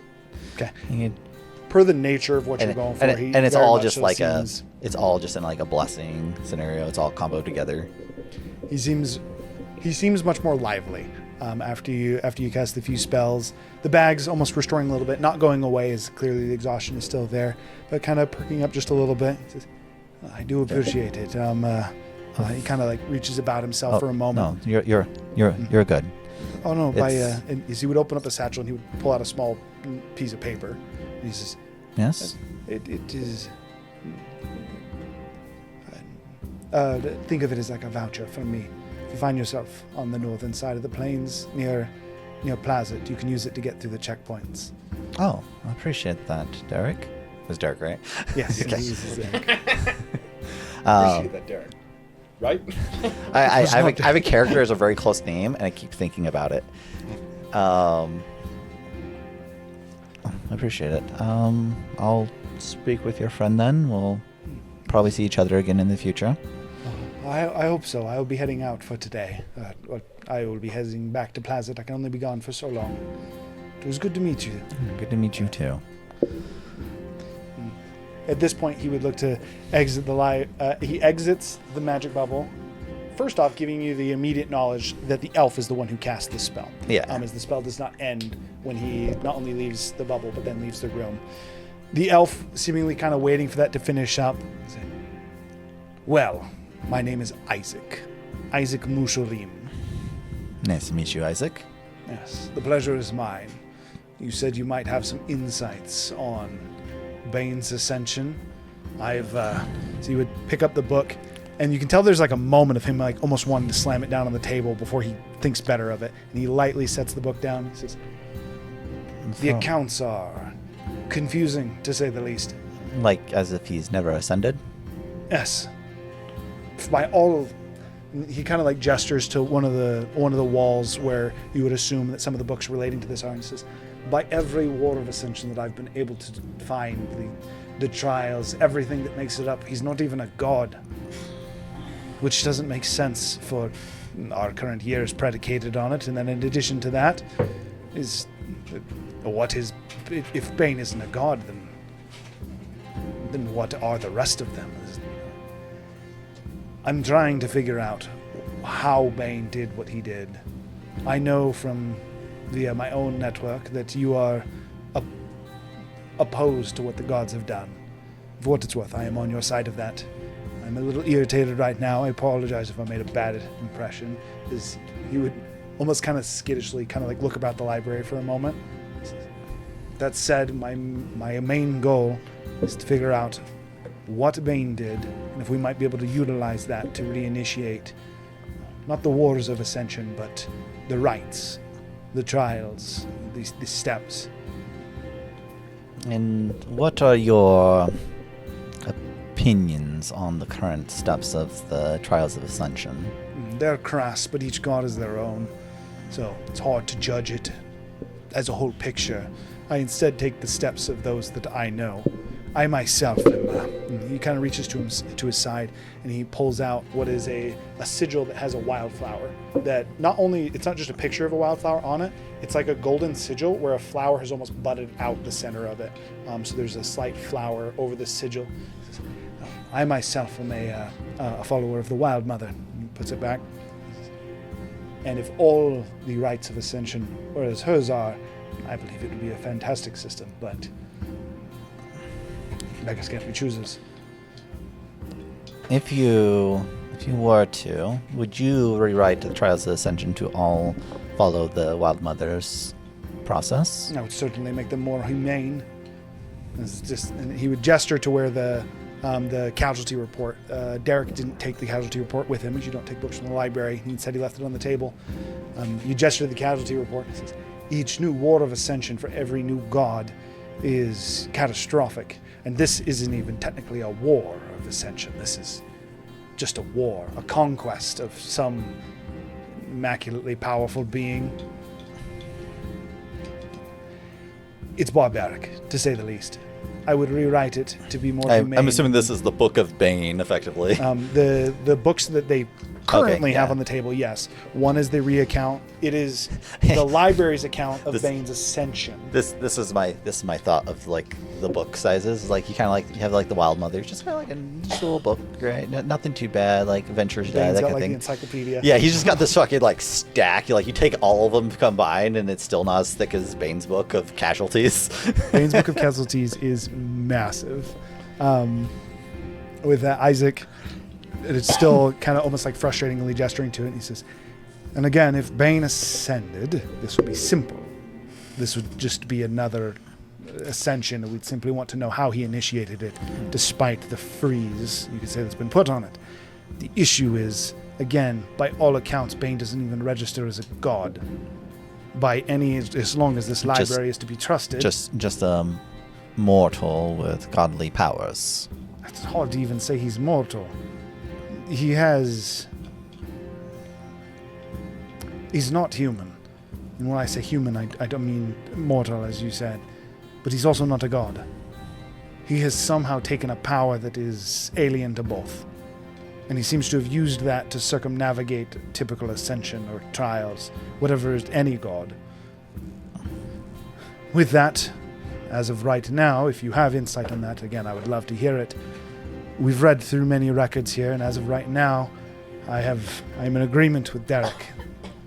There is not much we can do, but it is necessary. First off, we accompany Noboro here. We are in favor of your plight. But taking that even further, is he kind of like would look around the room a little bit skeptical, and he says, I don't necessarily. Well, I think that the current rites by most gods are brutal.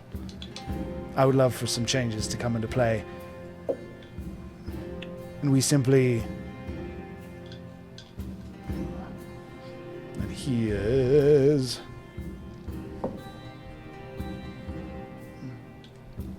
There's something on the tip of his tongue, but you can tell that he holds it. He says, we have much work to do before your mission is complete. Again, we are consider us allies. Well, I do have some information myself, and an upcoming expedition, but that knowledge, just as this library, does not come for free. We trade knowledge for knowledge. I'll tell you what I know, and you tell me what you know. I accounted most of what I know already via our findings here. But... So, I will start. As far as the Wars of Ascension is concerned, we are going to be speaking with the Keeper of Knowledge to try to tend to the standards of the rules of the Wars of Ascension. If you would like to be privy to that, we could probably arrange that. If that's possible, then I would be most intrigued and willing to help in any capacity that I can. As far as my own knowledge, I hesitate to say, not because I don't believe I could trust you, it's just the knowledge is not yet fully founded or I understand theoretical knowledge as far as that's concerned. I live in a world of theoreticals. Believe me. There is another player on the board. All of these wars, and he kind of would gesture again to the books on the table, and then points to a few of the different shelves, and he says, "There's someone who's been in the shadows for many years now, seemingly instigating and propping up, even before the." He has to think about it for a moment. He says the prison, the cube, even before that was established, there's someone outside of some benefactor of the Wars of Ascension. Yes. Like an arms dealer of sorts. I could see that. I have no proof that this individual truly exists. Someone would have had to have made the initial rules of the war. Also, how did the gods figure out how to create? In part of me thinks that it's sure if it was Mistra or one of even Azoth, those inclined to the arcane, they would be able to create something like that, sure, even more than. But from my understanding, Shar, at least from what Noboro has recounted to me, not one that I would really give credit of coming up with the idea to, or the blueprint to create something like that. Someone was feeding her information. I have reason to believe, again, no proof, there are just simply holes that only make sense if someone is instigating it. Likely the same that sent Vorthalax on his Bahamut, on his quest, or his blood pact against his father. None of it actually makes sense unless there's someone who orchestrated and connects these things. I simply haven't been able to find that person. That is why you've seen me quite irritated over the last few days. I thought maybe with access to this kind of knowledge I'd be able to piece it together. But almost as if the books have holes. Someone purposely rewriting or only allowing history to be presented in a specific way.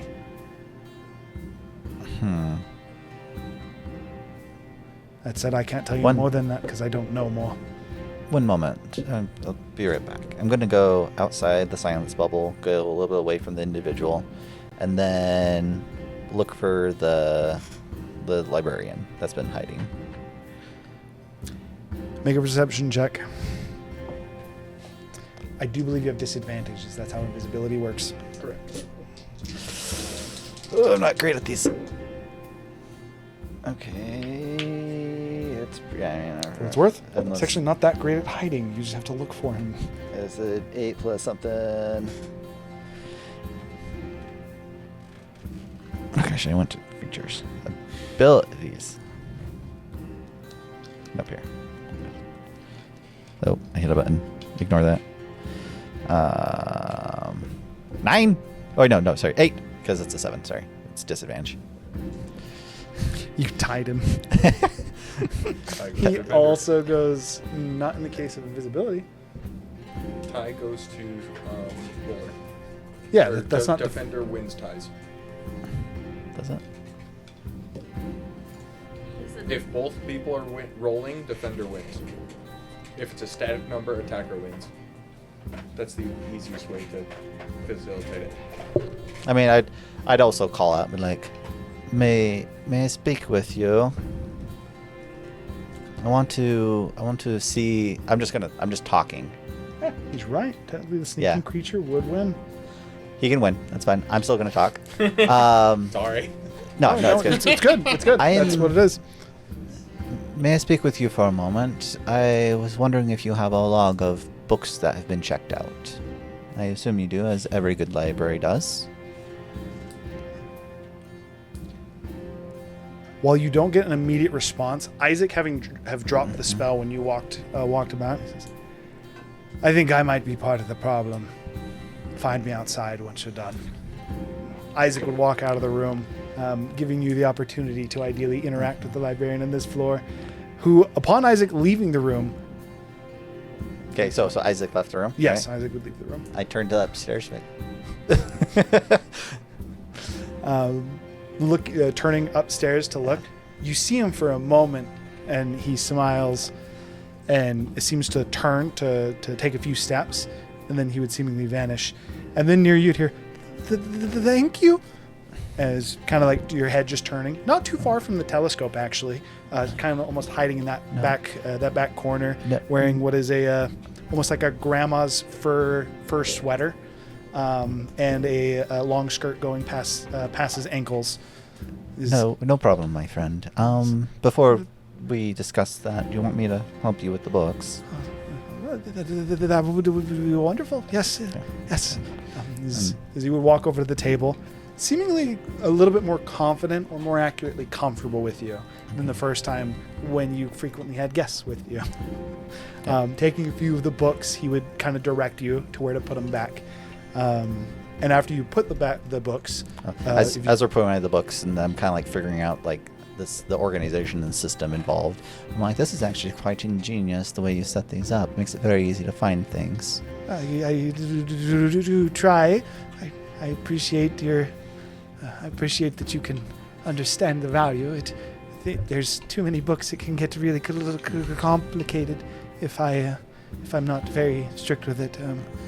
He would look to the door where Isaac had left from, and he says, he tried to be.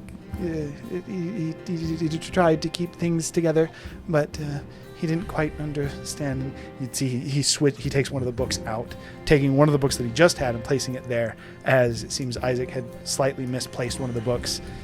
You get the idea, definitely not maliciously, based on the fact that he did not kick him out, but then he would correctly start to organize them and kind of finishes them up before taking another book out and handing it over to you. He says, I do keep a ledger of the books that books are used, yes. And am I safe to read this? It can't leave, but as long as it stays here, yes. Okay. So, effectively, this is going to be a fucking long book, I'm sure, of it is tons of checkouts. It seems small. Yeah. But every time you open it, the side where you're flipping the pages from doesn't get smaller. It just keeps flipping. I want to cast my Manifest Mind, and I'm going to start flipping through the book, and So like just one's going to read one both side sides. and one's going to read the other both side. sides of the pages to go quickly through it. Okay. What the fuck? And then we're gonna look. We're mostly looking for book titles. Anything pertaining to Bane and Bane's Ascension, right? Okay. And we're just gonna try to go through it as much as we can. I assume you just want to investigation. There's another investigation check. Yes. I assume I'm gonna have to do multiple trips of this. So this would likely be something. So you're at the tail end of 3 days. This is something that you likely, the project that you're looking to undergo would be more days in the library for sure. But you can start it here. Dirty 20. Dirty 20. Okay. So you're starting to go through it. You're able to. He counts taking a book off the shelf is checking, or is like effectively checking it out. As no books are able to leave the library, he instead records whoever's reading the books. They can leave the library. Trade for it. Yes, but at that point they're no longer his book. Then the ledger would be effectively, you would read as sold or traded in this case. Books that are his always are read in here. Effectively, like the trade is a new checked-in book, right? Yes. Yeah. Wait, does it list everything? So technically you can make a trade, go to the ledger, and see the name of the book you traded? If you go through the thousands upon millions of billions of pages. I mean, yours would effectively just be at the end, no? Is it? Probably. Or alphabetical order. We're just speed reading and shit, and we're just like, boop, the answer is you would get boop, the idea that his ledger is boop, also boop. in a similar fashion to similar to Dewey Decimal. He has a method for his ledger, so it's easy to look things up, as well as a method for organizing his books. But physically going through this just takes time. So, effectively, so you're just looking for people who have checked it out. Are you trying to find someone that has I gone through traded. all? Effectively, someone that's traded for a book related to Bane. Okay. Effectively, because I'm assuming what's happening is someone behind the scenes wants certain books out, and they're sending people in to trade their story for the book and then leave with it. So, you with a 20, as you finish up this particular day or this endeavor, You get the idea that there is something there, but again, this is something that's going to be additional days, potentially even weeks, with how large the ledger is. And ultimately, the goal is to find these names, try to then figure out who the people are and what organizations they're from.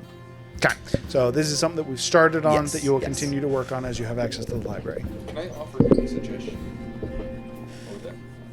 I was just gonna say, could you look up the name Sarion? And see what books he checked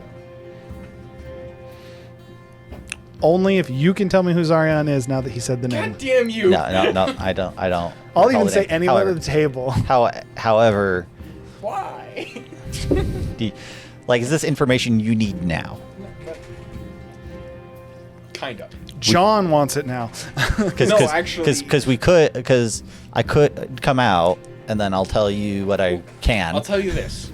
The only reason I need it is when you tell me the conversation you had with those two. Isaac and Derek. Well, you can have that the next day that I go in. Which I don't know when that will be, but... Man, this was technically the last day. Last day of your downtime. So he would have started and effectively... Hey, I spent my entire downtime for you. I appreciate it, but this was technically for us. More treats. This is for... God damn you. This is for your girly. Effectively, you found the crumbs of a trail. Okay. You know it's there. You're not able to get enough information. I know it's just a matter of time, but that's fine. That said, after you have a conversation with him, you'll be able to look into more things concerning Zarion as well. It's Zare, because it's supposed to be like air. Zarion. Thank you for letting me read through this. I'll probably come back and read through it some more. I'm trying to find some individuals that have checked out some books, and this will be a lot of help. I appreciate it. Thank you. It is as he pushes up again those kind of swirled, way too big glasses that are on his face. He kind of pushes him up a little bit as they were starting to fall off his face. He kind of has that string that kind of ties around the back of his head. He takes it and kind of pulls it a little bit tightened. And he says, "Perhaps I can look at things myself. I need to check it on the ledger myself." Oh yes, if you come across information, that'd be great. But don't stress yourself out about it. I love reading, so it's he kind of takes the book and kind of clasping it between his hands, the ledger, holding it closer to his chest. Says, "I'll see if I can find something for you." I appreciate it, my friend. And he kind of gets a little bit of a spry, almost like chipper, little hop up and a smile. As again, he seems to be getting more comfortable. Well, I'll be leaving now. I don't know when I'll be back, but I'm sure I'll be back within the next couple weeks or so. I hope it's soon. I like when you're here. As he would turn and kind of walk back towards the telescope. He's a sweet guy. He would put the ledger back. And as he would put the ledger back, unless you initiate a conversation with him again, he would seemingly disappear. I'll just take a look around, make sure nothing weird's going on, because it's quiet and normally shit happens, and then I'll leave. Okay. No explosions. As you walk out, do you want to simply talk with Isaac? Do you want to give me a quick recap? Up to you. Are you just going to quickly reaccount that, or what? I'll just go to Kane and just recount. Yes, he quickly. Yeah. I go quick. So you basically tell Isaac that you found a trail, and you're going to start looking. You don't have it. Sorry, I talked to Isaac. Okay. The one bit that is in. Isaac's so did you find anything? After just. Well, I thought I would have to find Isaac because we wouldn't exit in the same place. Or I guess that's true. You exit onto the stairs. You went down to the bottom floor to go I talk guess to it's them. all the same. I guess it's all the same exit. Sorry, I'm thinking Packer door. No, mechanics. That is only applicable if you're going through the door. He was invited true. via Naboro to actually come here. Yeah. So exiting, effectively so recapping him real Isaac. quick. The one thing that he does give you, only important thing if you want to continue working with Isaac, is just in case you didn't guess it. I am one of the members of the council in Yuldabar. if you've discovered anything and you wish to, well, if you're willing to send word my way. Immutable. Yuldabar. Oh, Yuldabar? It's Okay. the city of the Wild Mother. It's the only green place on all of Altira. That's right. Yeah, so, recap. You guys, okay. Sorry, I'm just trying to get my thoughts straight. Oh, and I'll keep looking into those missing books. I'll try to find some information on that. I do appreciate it. And just in case it was not apparent, do know that the council is at least semi-aware of your plight. We don't have the full details, as Naboro seems to, but we intend to stand with you in this fight. The Wild Mother does as well. I appreciate that. It's going to get messy. Do you mind if I ask, what about casualties you were talking about when I entered earlier? He thinks for a moment, just kind of recall which specific part that you had walked in on. He says, the Wild Mother at one point did her best to reinstate the natural order, the natural way of things, you could say. Not a war of ascension, per se, but a war nonetheless, and a deadly one.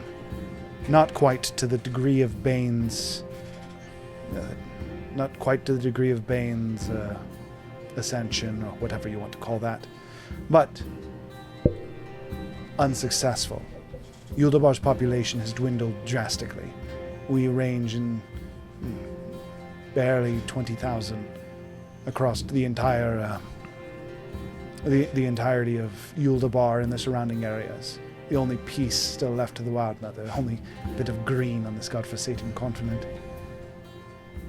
The casualties that we were discussing was the results of the last rebellion. Derek is concerned that our actions against the god will wreak something on a similar scale. And I believe it is something that is necessary, even if it does. I do agree with the sentiment of doing what you need to the ends justify the means, obviously within reason. Within to reason, set the yes. natural order of things. Derek's heart is too kind. He wants to save everybody in a world where we just can't. I do have companions that are very much of the same sentiment. Well, they'll likely get along well with Derek.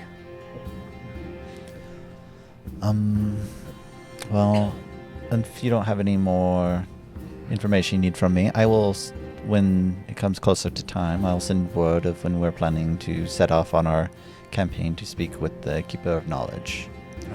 For you and your lot, whoever they might be, consider yourself welcome in Yuldabar. Again, I appreciate it. I can speak for myself as a member of the High Council, as well as for the, you could say, the vote cast before I left, where our stance is. And while we do have two opposed, the majority are in favor. Yuldabar will stand with you. It's always good to have others of different viewpoints to keep you in check. Essential. But we are, again, still in favor. I appreciate the support. For the time being, as he would reach to his side. He also has a satchel at his side. From his satchel, he would pull out a green rose and hand it to you. This is a gift. Nothing spectacular by any means. Simply except for putting it in his hair. For those of the High Council, they will know what it means if you ever find yourself in Yuldabar. Similar to what Derek gave you, but specific to Yuldabar. Well, I'll keep it safe. Appreciate it again. And at this point, giving his I was going to say greetings, and it's definitely not greeting, his goodbyes. Isaac would leave. Also, he would, the last thing is he would have told you that him and Derek are going to be leaving in the morning. Okay, cool. Okay, so that's the end of theirs. And then we're actually probably going to go to break before we go to yours. I talked to Kane real quick, just to recap real quick. I talked to Kane, tell him stuff about Sotharion, and I'm guessing that's where we're going to stop? Yeah, we'll then we'll pick have up that with conversation? Yeah, Okay. you guys will have that conversation. Because I don't know when we what get back from information I break. actually know.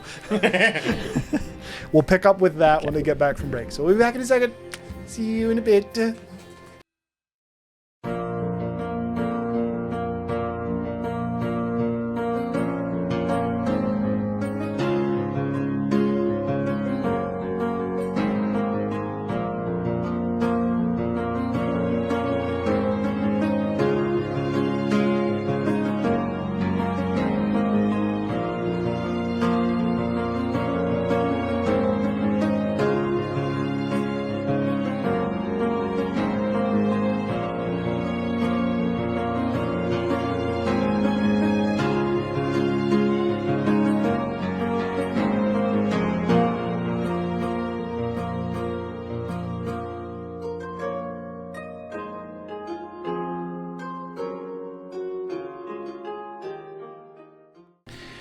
And we back. Yeah, Welcome back. I believe Zephyr got the inspiration. Sorry, I didn't check. I thought I heard that. Marvelous. Zephyr is inspired. Where's my coin? For his contributions. Meeting with Isaac and last name? Musamune? No. But much closer. Much closer. Masamune? It's Musarin. Mussolini. Mussolini. Meeting with Isaac and Derek. With that being the case, where we're going to pick up... technically, you'd meet with your brother first, but we're going to go back to that just because we're going to finish this up. So we're going to do that, then we're going to go back. So you would go to meet with Kane to discuss the to discuss your findings and whatever he'd want you to do next in that regard. And so I've been reading the library. I've been trying to pull. You look healthier. Oh yes, I traded something. I'm not exactly sure what, but I traded something. Well, I have my book here. No, the other one, the one you would never let go of. I now see it's not on you. Maybe I traded that. Probably not important enough for me to keep. I would disagree, but what'd you trade it for? For the ability to read through Zephyrian's story and try to retain the knowledge. It's quite difficult, but I'll tell you what I can. And I roll. History check.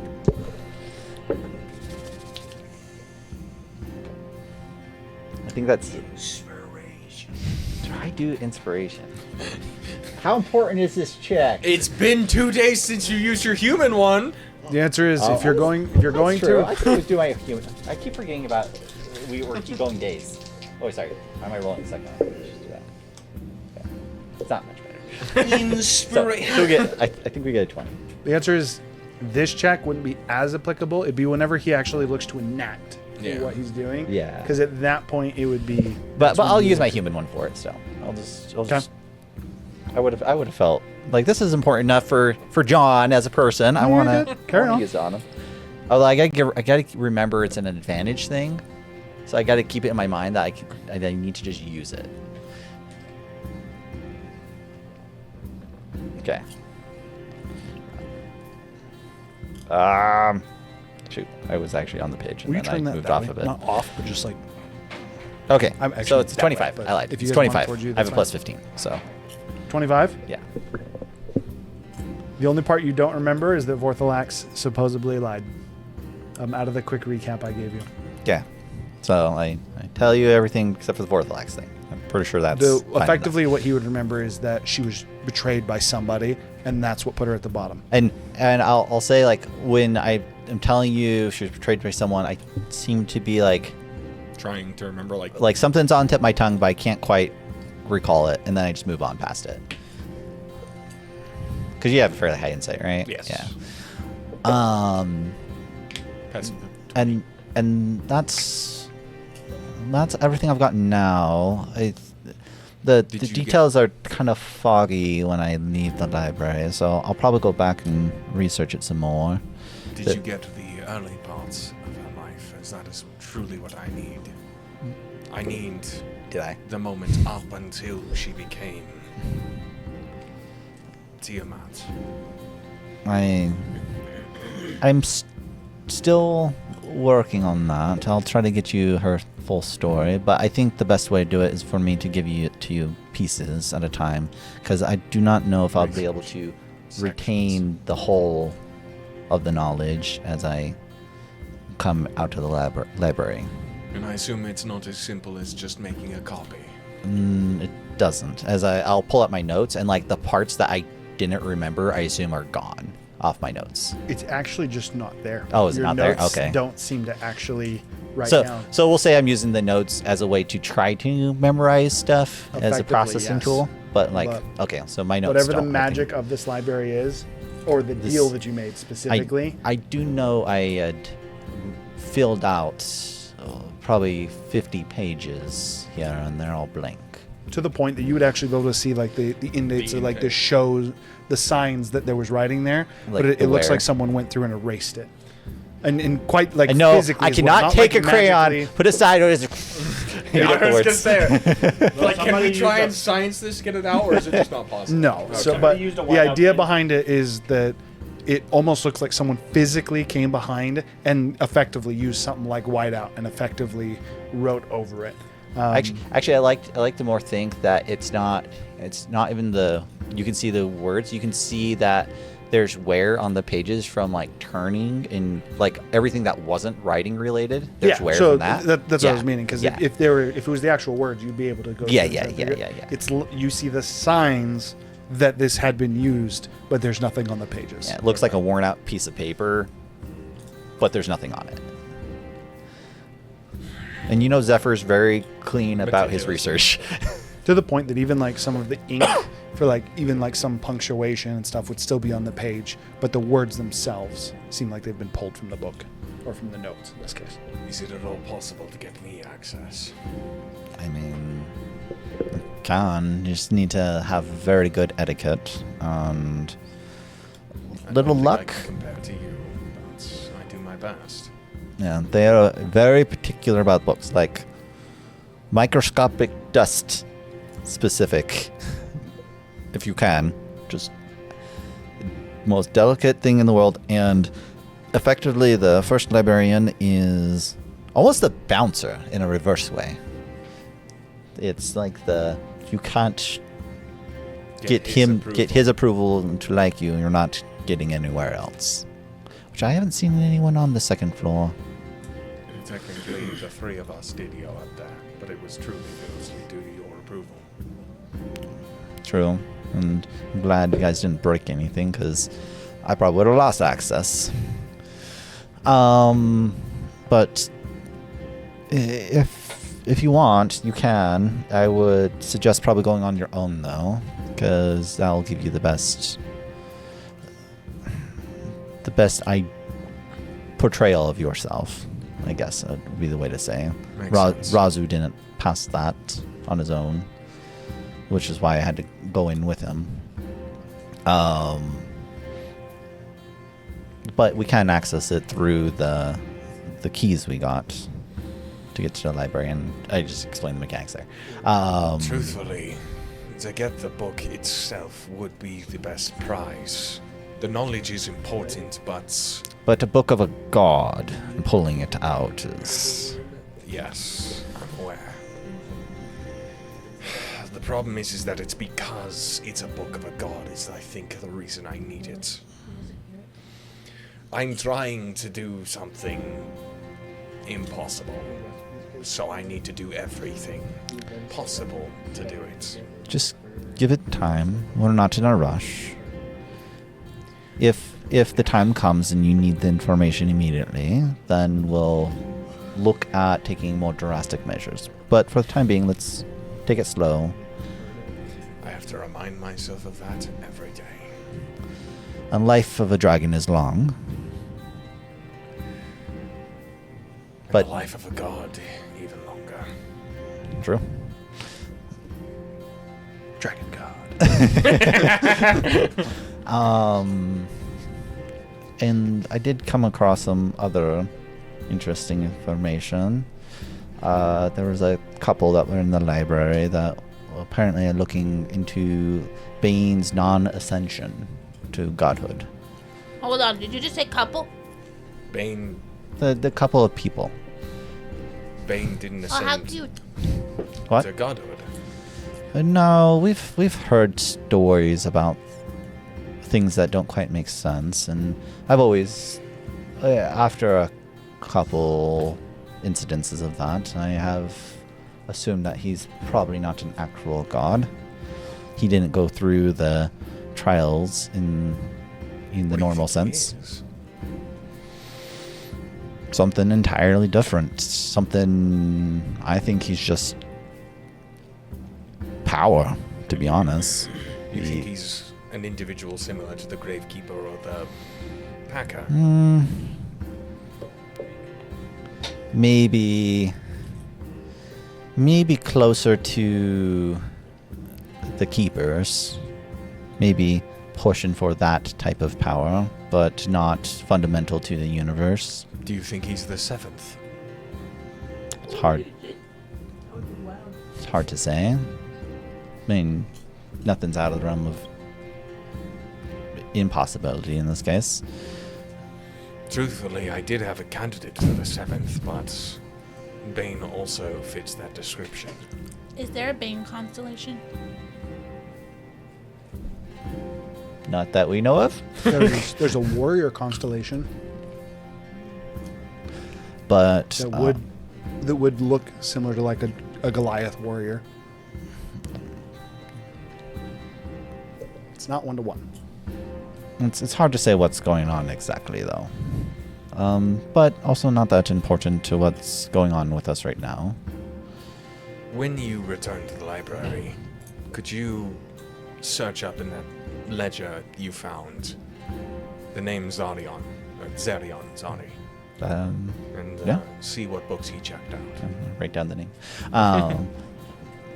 Yeah, I can check into that. He was that strange man in the Dragon Wars, right? Our guide, the one who seemed out of place. Yes. I can see what I can find. I was looking. So the individuals I was talking to, they're looking for that information about Bane, but seems they claim that it seems information's missing, holes in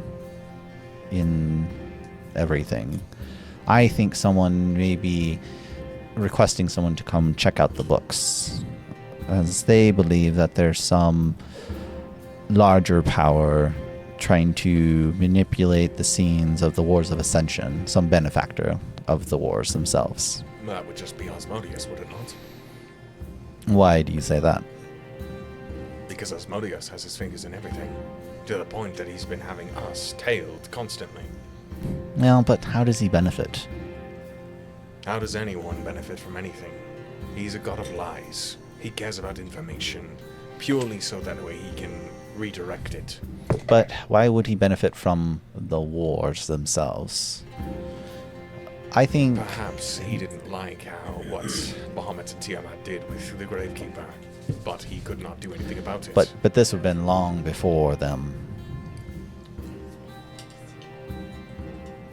I'm talking about whoever initially facilitated, or the most recent version of the Wars of Ascension. That may be our benefactor. Wasn't that just the 7? For the initial rules, but who's to say they haven't been changed since? As we can go converse with the Keeper of Knowledge, we're probably not the first people to do that. Almost guaranteed. Given the time span, especially.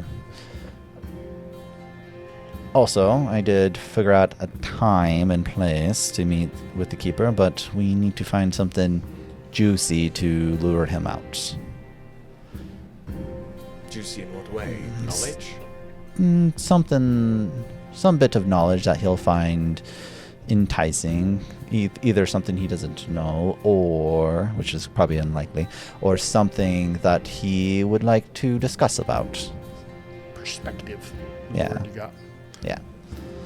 He being the being he is, he doesn't see the universe the same way as us mortals, and we typically have a unique perspective for him. But we have a frog who is the chosen one of a primordial. We have a kobold who's become an entirely brand new race who was in line to become king. We have a farmer who is able to shift into any form, become anyone or anything. We have a champion of a god who has made it very clear he is despised and hatred and loathing of said god and isn't dead. We have a science experiment gone right? Was wrong, then went right. I don't know. He's a good bird. Who's a good bird? He's trying to be.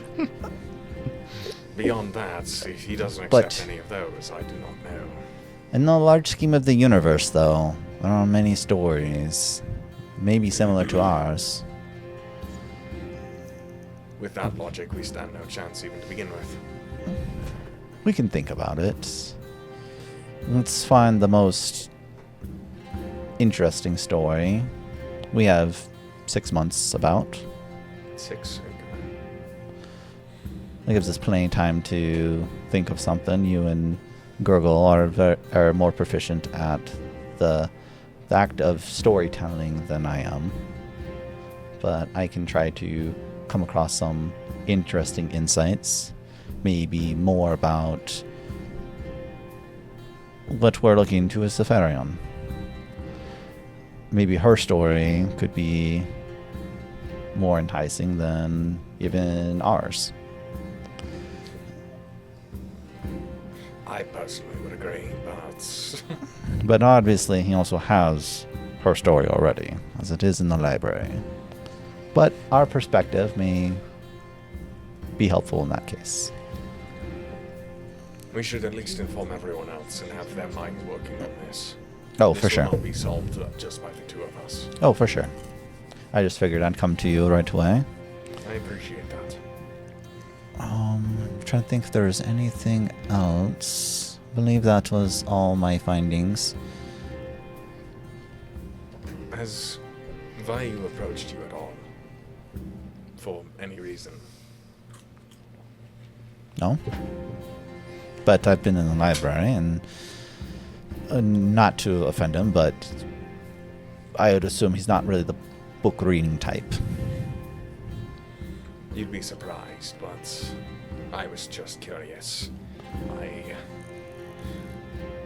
I do agree with you slightly that he might have overreacted. That being said, he is still my brother. Which is why I didn't attack him or anything. Just if he, just ribbed him a little bit like I would my own siblings. If he does do anything against you, please inform me. Of course. I don't plan on smiting him, mostly because he is your family. Even if he does come at me. Not positive you'd win, but... Hey, but I promise not to kill him immediately.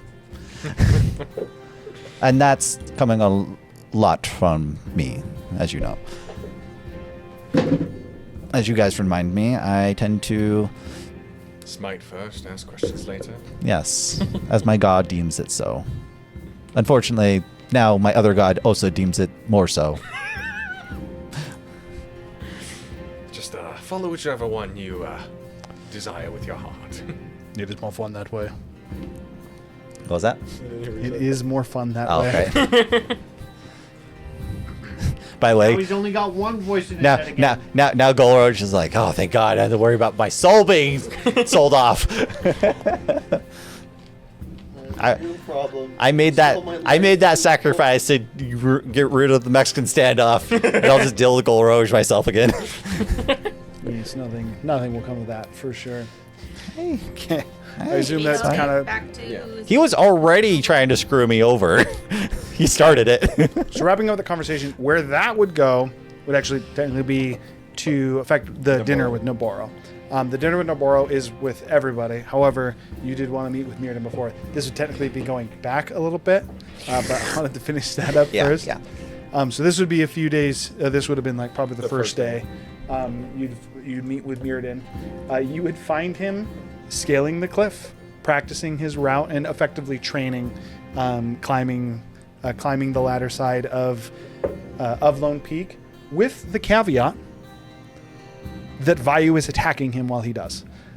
So his whole goal is to climb the mountain without getting hit by Vayu, using like crevices or the different aspects of the mountain to successfully be able to deal with and circumvent Vayu. Not to beat him, but simply basically to survive him. Can I just there's a packed lunch on the top of the mountain. just while he's distracted with Vayu, just like I think I have like create fire. I have some sort of very small fire ranged attack. Can I just try and pelt him while he's distracted? Yeah. So if you roll to hit, you'd be. Would it be from stealth? To him, I'd give you advantage on it, so you would be distracted with Vayu in this particular case. Natural 20. You crit. Doesn't matter what his armor class is. on one of the It sequences does, where he like, kind of like uses very a cliff to jump over Vayu, as Vayu is effectively coming in for. I think it's technically still called a swoop. Coming down to effectively just take him off the ground was the idea. Jumps up as you just. And it hits just like right to the left side of his knee as he just eats shit, kind of rolling down the mountain, hits the ground, and then he looks to Vayu. And he's, what? I just come walking up over the cliff. As he would continue to go to the top, is effectively you would know to go meet him at the top, and for like a good portion, like a good like. You got a good like 200 feet of him like running, not using his hands, flipping you off.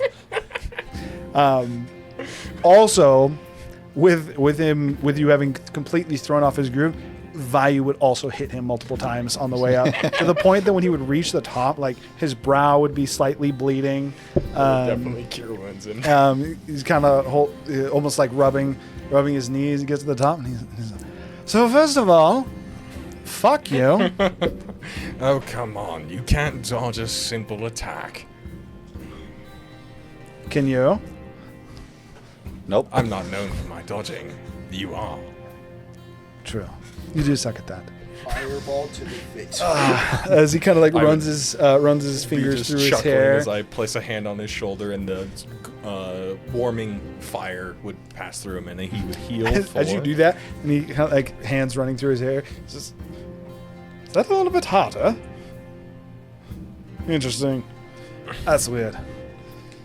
All right. Now you've been looking, following me, attacking me.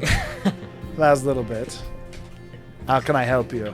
As Vayu would effectively start to fly, Vayu would look down towards him. I would actually motion for Vayu to come, but he doesn't have to.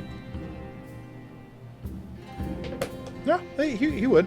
As he looks down, Mirrodin would look to him and almost like kind of salute him. But then, as you call me, kind of like circles around. Mirrodin looking to the left. Oh, a family matter then. Yes, you mentioned Alicia was a topic for another time. Oh, we definitely need him then. As Vayu, effectively again, just kind of crashing down. He does not land subtly. This is just kind of shaking the ground a bit around you. I would probably lose my footing.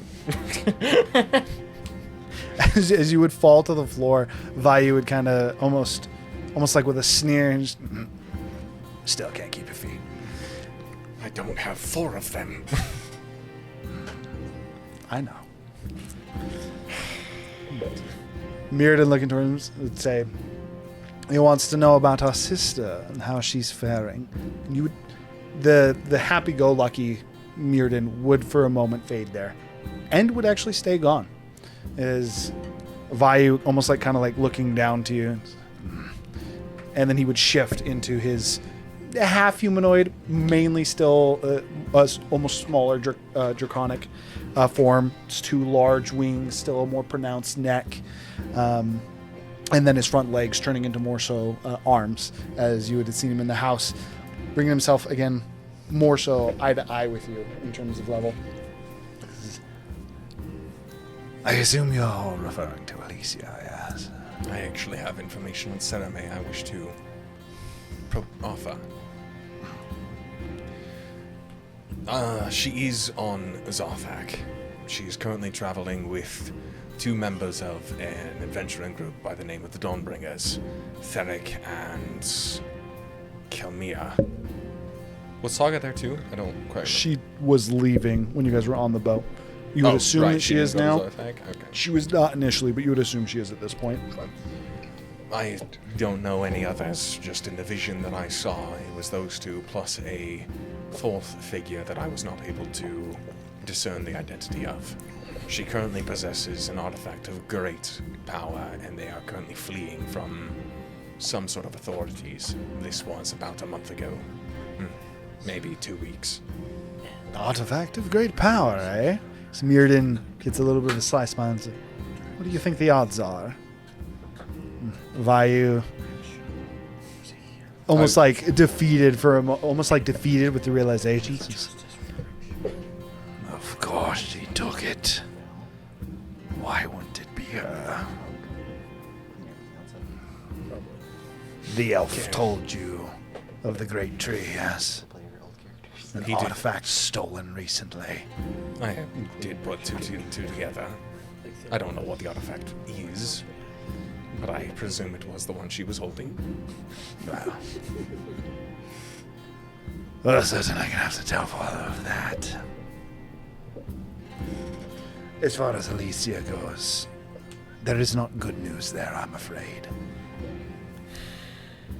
She, you could say, went dark. 6, 7 months ago. We do know that she's alive via our own sources of magic, but... And then Mirrodin kind of chiming in. But our last communication with her was less than pleasant. It's almost as if she was angry. Father believes that she might be corrupted in a sort. Not too unlike Carterfell, but it is something that we're looking to deal with. Does she need help? We don't know. The communication is not... there's nothing blocking it. She's ignoring us. We know that she's alive, but she doesn't want to talk to us. Scry fails. Sometimes.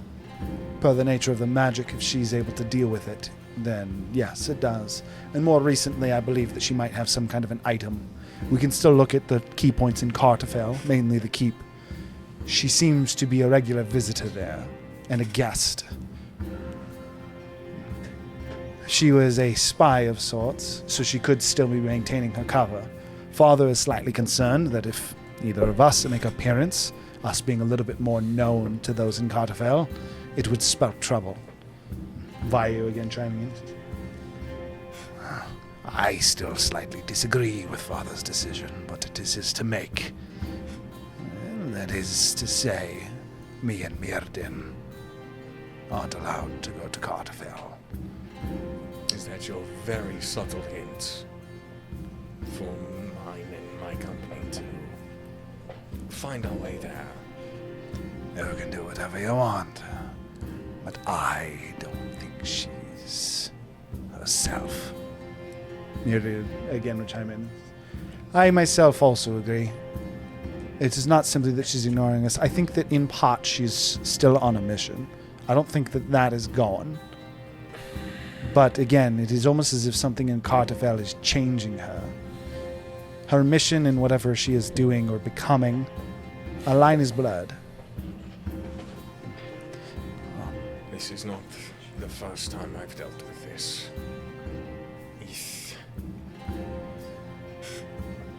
I will attempt to make it a priority for us to find our way there. For what it's worth, she is capable.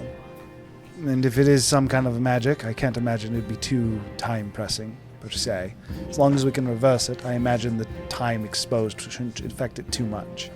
And Father did give us approval that if we reach a year, both of us will be able to make our way there. As of now, we're simply gathering information through the Thornscale merchants. A business relationship of sorts at surface value, but the true reason for our venture more recently is to get more on her whereabouts. I have met Mr. Thornscale himself. In fact, my party has his debt. Well, perhaps next time you meet with him then, That's inquire his findings. Part of our most recent dealings were conceding more of the trade, west side of Altira, specifically that surrounding Baklaval, a little bit more to the north. You could say more so around Zinderhold, just south. The jurisdiction that was typically ours now given to them. The trade route between Zinderhold and Baklaval specifically, we have given entirely over. And as payment for that, he's researching what it is that Carterfell does to people. I believe the city itself has some sort of corruption, and it changes those that are in it. In fact, I believe, if I'm not mistaken, you looked at Vayu for confirmation. Vayu would Muskanman. It's what she was investigating to start. There's something. Dragonborn aren't that hateful towards each other, or to those outsiders. Something about the city or someone in the city is doing that to them.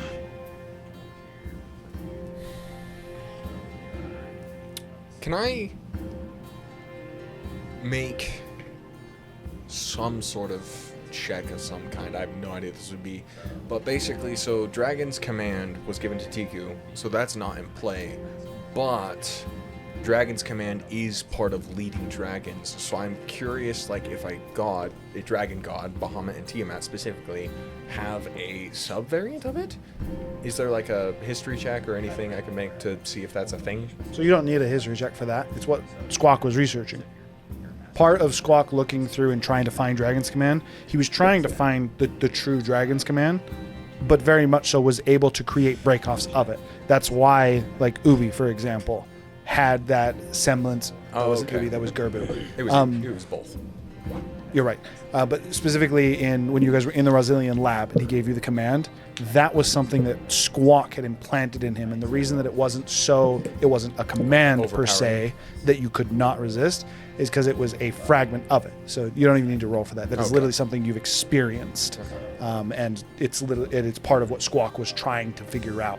And because he found a piece of it, that's what led him to believe that's how he figured out there's a supreme version of this. And I want to give it to Razu was his idea. Is it possible it's a corrupted version of Dragon's Command, one facilitated by Tiamat? There are many possibilities. Again, we don't know exactly. Alicia is the one who would have that information, as she's been researching it for some time. And being as capable as she is, we didn't think to second guess her. And we still don't second guess her now, but near didn't. But again, she's different recently. Not only are the reports, as I said, lacking as of late, but the last few communications that we did have were not herself. She was either under duress or changed herself. Exactly what it is, we'd be guessing much as you are.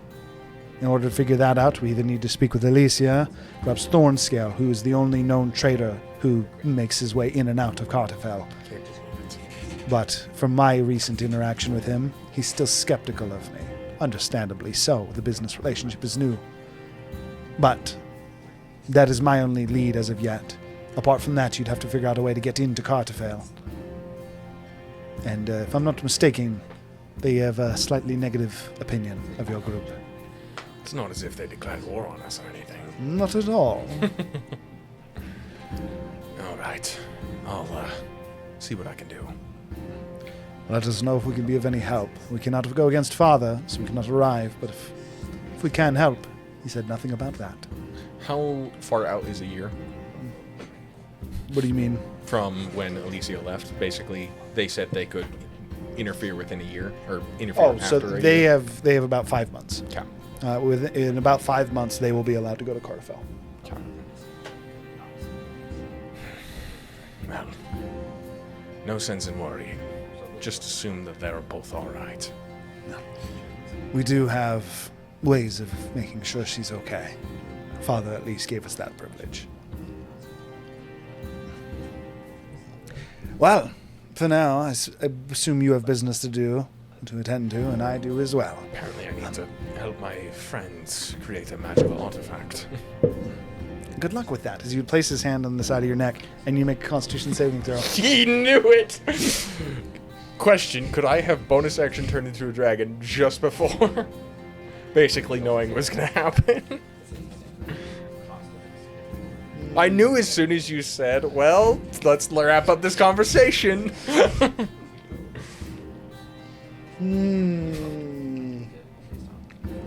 I'll give it to you. Sweet. Basically, like, mid-transformation of, like, shit! Constitution saving throw, DC 19. 25.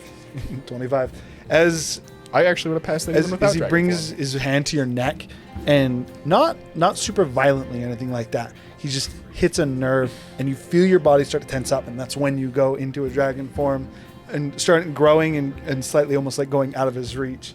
Weird and kind of a bit of a smile. Off into the sky. He says, Maybe you can dodge. and then he would take off. Snicker Vi and fly would off. take off as well. All right. With that would then finish up. Then technically all those events would happen. We would go into the evening, leading into to end the bit of downtime that you guys had. This would be you guys kind of grouping back up for dinner, and then this would be Noboro attending, both to follow up on that guy's request as he leaves, and then in addition to that, yours as well. I was looking for somewhere to put my gum, but I don't have a trash can or anything next to me. It is what it is. Okay, so Noboro sitting down to dinner with you guys. One of the few times you see him completely alone. I guess technically you did it at the ruins as well, but for a lot of this, he's had some kind of company, or even in some cases, an entourage would be more accurate to how many people would be with him. This time, joining you guys for dinner, it would just be Noboro, yourselves, and Batal going through and serving. What would you have encouraged him to make or worked with him on, TQ, as he would have defaulted to you? What do dark elves like? Typically, most wild hunts, boar, deer, those that you would find in the forest. I have this like crocodile thing that is crazy from the Grung area. Oh, and they also do this like, they also have this like, it smells terrible. It's like seaweed gunk. It's terrible, but if you boil it and then add tons of salt and then dry it out, it's actually pretty good. Yes, that still counts as a forest. As Batal would then work with you to prepare crocodile and seaweed? Is that what I I'm gonna heard? prepare grung dishes effectively. Yeah. Okay. I think Tree's internet cut out. But it's what it is. The stream's still going. people? Yeah, the stream still seems to be going. Perfect. Can you My confirm the stream is going, Jasmine? Because apparently people are having Did issues. the Wi-Fi might have just died? No, it's working. It's Alright. Well, stream's working. my We Wi-Fi's just can't working see it. and Jasmine Oh, can see weird. it, so we're fine. Huh. Whatever the case is. It's like the don't know, tablets but all we're fine. got kicked off. Noboro sitting down, and the grung dishes, much to your appeal, Gurgle, that have been prepared here, between crocodile and a few of the other, we'll call it spicy dishes. Spicy used loosely when referring to these dishes. Noboro looking at him, a little bit skeptical, but he's willing to eat. He's not willing to eat humanoid races, but crocodile, albeit exotic, is something he'll still take. Taking the food. First off, Gurgle, good news.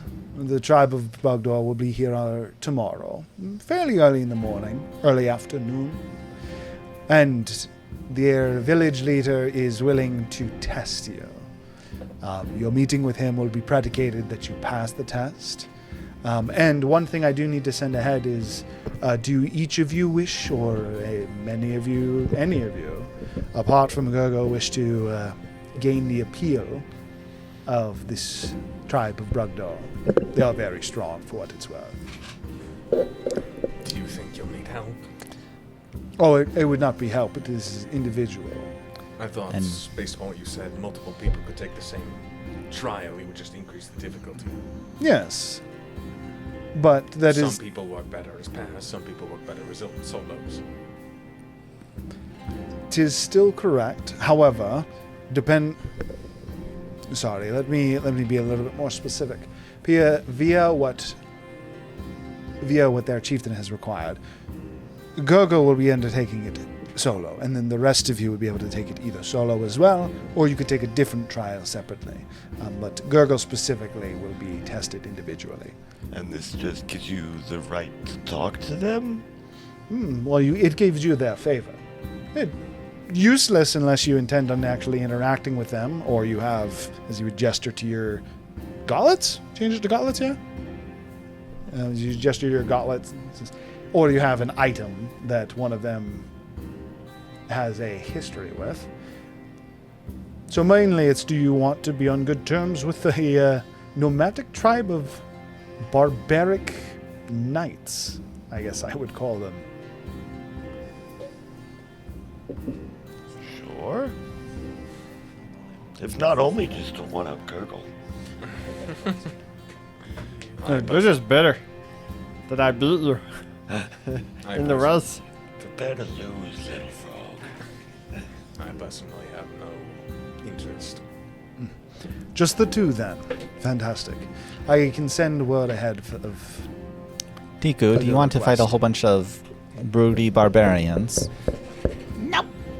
For what it's worth, it might be a little bit more valuable for you. They are a nomadic tribe that typically offers protection in the lands surrounding Lone Peak.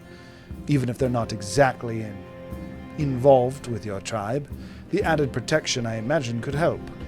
If you don't think Won't it's it worth the not risk. work, though, if they don't turn it themselves? If Tiku just does it, do they respect it for the whole people? Much like those that earn the respect of their village, of their chieftain, would earn the respect of their tribesmen, you, as the chieftain effectively of your tribe, would be able to earn that same level of respect as long as you were able to glean that from either their members or, ideally, the chieftain himself. What kind of food does he like? I'm going to be totally honest, I have no idea. He's a bugbear, if that helps. Meats. Berries. Berries, yes. Meats and berries. Specifically poison berries, funnily enough. Oh, I got lots of those. I imagine those would go quite a long way with him. However, that would not pass his trial. He is a merit-based chieftain, as all those before him have been. Are they familiar with the Dragonborn hunting slaver group? They've had many altercations with them, in fact. As far as to say, the only reason that our good friend Tiku here, as well as the few kobolds that did survive that interaction, was because they were in large interrupted by our lovely roving band of barbaric knights. How do you even know that? That's around a lot. Razu just said, like, when Razu told us about it, he didn't say that anyone interrupted them. He gets around a lot. I can't speak to the interruption Razu spoke of. I can simply speak to the recount, you could say, the tribe of Brugdor's interactions with said roaming Dragonborn. I won't lie, it was a slight leap on my end to assume that they were connected, but the time frame seemed to line up. I didn't think it was too much of a jump. It does make sense, at least in my opinion. What do you mean? Nobody showed up. All of them died. Are you not... Does not many of your tribes still survive? I thought you literally just brought some back from your time in Zinderhold. Oh, you're not talking about my advanced party. You're talking about the rest of the The tribe. tribe as a whole, yes. I do. Unfortunately, your advancement party, yes, that was largely eliminated. But the reason it didn't spread, the rest of the tribe that currently remains here, did you think that they simply were going to stop just because they had to cross some water? Maybe. I if thought it that, yes. If it was really scary water, sure. Okay, I will. Again, you do not have to partake at all. I simply thought it might be valuable to your cause. I will go. So that is 3 then, and the 3 of you will be sitting out? I mean, I still have plenty I can do here. I'm not one to really get along with the brutish type as much. What he That means is fair. he's got sissy arms. There is no shame in not wanting to compete within more barbaric, barbaric means. Many of us prefer the battle of intellectuals. Sissies. I'm just kidding. You're only strong because your magic belt. I'm just kidding. Oh God. Oh God, poor Gurgle. I just thought I forgot He how also much has to see I her. forget how much he gets from his belt and freaking fighting Drumas. Full. Drumas is gonna be a fun one. She literally just becomes noodle arms. Yeah, What do you mean he always has noodle arms? It's just magically buffed.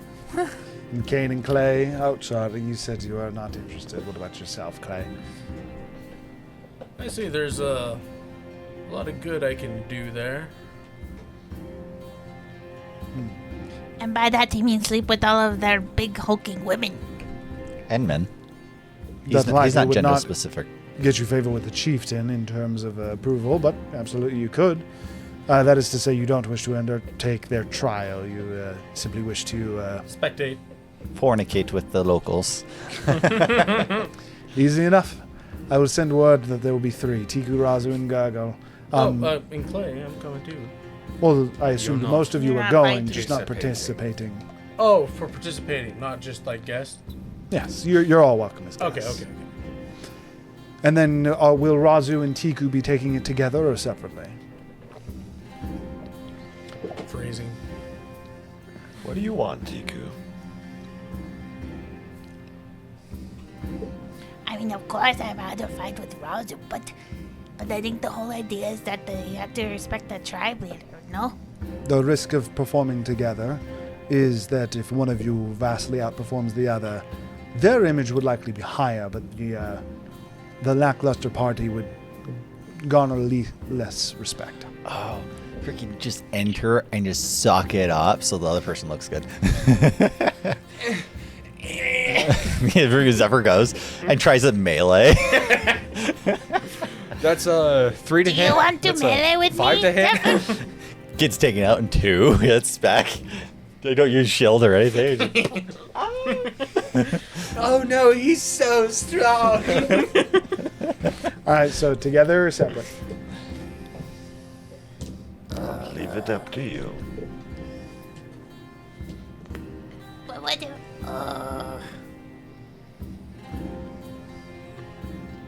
Kobolds are fight together, but Tiku's supposed to be champion. Technically. Is this a peacock moment? I think so. This is definitely a peacock moment. Oh, poop. Okay, I be by myself. Very well. Individual trials for the lot of you. Again, I'll send word ahead for that. Easy enough. That should be maybe by noon tomorrow. Their tribe will be arriving again early afternoon, and as your rites could be performed by again around noon. So just plan on that. By rights, Good. it means last rights. Meaning you might die, Tiku. What do I you want us to I actually think that's literally what he meant. On that, I If believe. I die, you have to bring me back. Oh, wait, though. No, we're gonna cook you, just like you would cook us. And you Well, yeah, but and you you're guys suck at cooking. You need to bring me back to tribe so they can cook. I They will will have not you know. kill you. I will have you Clay, know. Clay will definitely bring you back, TQ. and you're Bring your body back for the tribe to feast upon your gloriousness of and your your body. soul would go to the packer to be consumed. Also, I'd have you course. know. I will have you know. The one and only time we had a cooking competition, I won. Beginner's luck. You mean What are when you talking Tiku was about? really introduced to it? Yeah, like the very first time when I was Before like, Kaylee even committed to this bit? when I cooked my squirrel meat. I'm also going to tell you that wasn't Gurgle. That also wasn't. wasn't Yeah, Gurgle. that's He's right. 100% right. That was on Ross. Gurgle has Never never mind. beat Tiku in cooking. Alternate universe. I was like, Gargle never beat Tiku. No, she has lost to 2 people ever. Technically, 1 time to Onros, and then she's lost to the Well, Packer. technically, it was during the same cooking competition. It was both of them at the same True. time. The Packer also lost. Onros did actually win that particular competition. And I beat the Packer later, and the Packer is ultimate chef, so I still think it's a win. I made up for it. Okay. With him kind of wrapping that up, he says, now, one of you had a question for me as well. I did. Specifically about the Knowledge Keeper. Effectively, you've said that it works the same as this library within this mansion. But my supposed question was its personality. Effectively, what stories does it like? What could we provide to grab its attention, in your opinion, as you've clearly succeeded once already? And the alternative is, since it wrote, or well, the 7 of them wrote the trials, could they be rewritten? Anything that's been written can be rewritten. Edited, changed, destroyed. Nothing lasts forever. That is supposed to be the rule of this universe. So that one is easy. Yes, it could be changed or rewritten. Good luck figuring out how to do that. I myself have looked into that and failed. But more power to you if you're able to figure that out. As far as the stories that succeed, I don't know what story succeeded. I can tell you what my idea going into it was, though. So you gave your story to it? Yes. Well, Presumably. I think so. My idea going into the interaction was that I was going to tell the story of... And there's that moment of him realizing that this is the thing that I forgot, that I know I don't know. He goes, huh.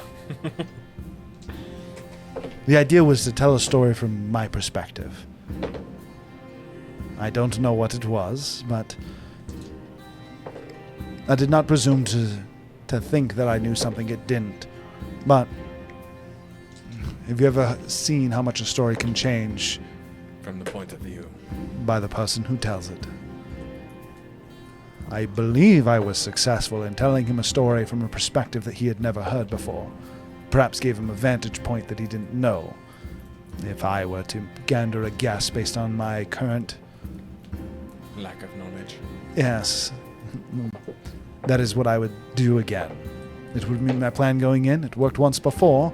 Whether or not that led me to the right answer or it was the right answer, I got what I went for. Do you remember meeting the spider?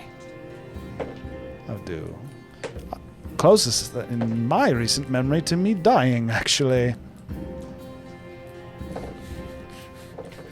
Warning to all of you if you ever meet the broodmother, she's not too hospitable. And don't burn down the webs. I mean, the mother of monsters. Yes. Yeah. Giant spider. Very yeah, terrifying.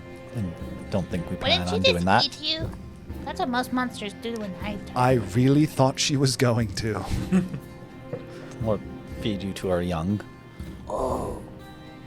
I had a companion at that point that didn't like the spider webs, and he burnt them down, and I'm pretty sure we all thought we were going to get eaten. One of us did get eaten.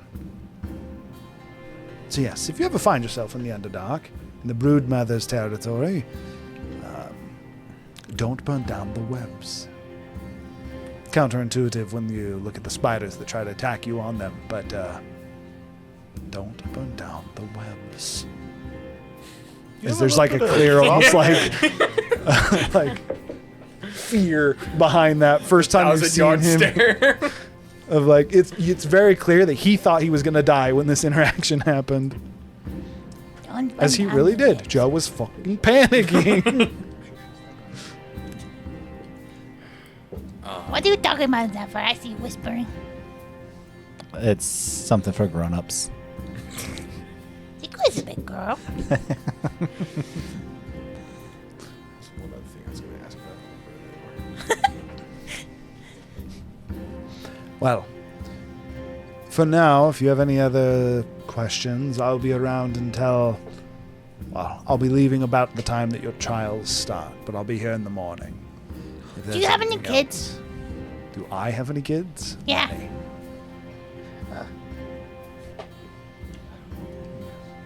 Do you have a wife? Not anymore. Did she die of a good death or a bad death? A bad one. Did you eat her? No. Did you eat her enemy? I killed him, yes. Did you consume his power? He pulls out a knife, almost the size of a butter knife. The tip seems to be made of a green gemstone, and kind of like props it on the table and slightly starts to spin it. He says, "You could say that." Then he puts it back. Is that a soul dagger? Yes. Only you would ask if you would eat your dead partner, Tiku.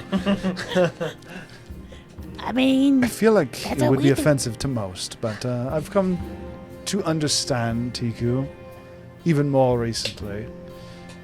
And we'll say I appreciate your uniqueness. If You could that's say why she's her- always a part of You could say her perspective. You could say her perspective. I will make the request that you never feed me any kind of humanoid, though. That is an official request from myself. We all said the same thing. Well, hopefully I can stick a little bit closer to my morals than the rest of you then. Just make sure you watch her cook if you don't want to. Good news. Keep an eye on her. Batal made this food for us. With Tiku's help, of course. Oh, there's probably people pieces in there somewhere. My question was... It was good this time. Zephyr's just a little bit scarred because she fed him his own arm, and he thought it tasted good, and he realized that it was weird afterwards. From his reaction, you can tell that he didn't know that particular bit of lore, and he's like, Auto cannibalism? Auto-sarcophagi. Yeah, auto-sarcophagi. that was related to Terrence, not Zephyr, but yeah. It Again, happened twice. official request. Don't feed me anything like that. It's okay, I would not.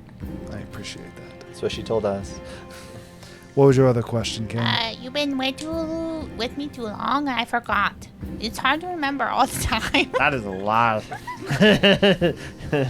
My question was, do you by chance know the location or anything about the Chrono Hunter's prison?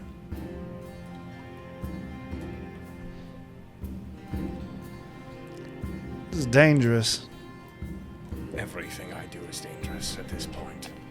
His middle name Isn't is that the Danger. truth? I have to ask why you want to know first. Because I plan to break someone out if possible.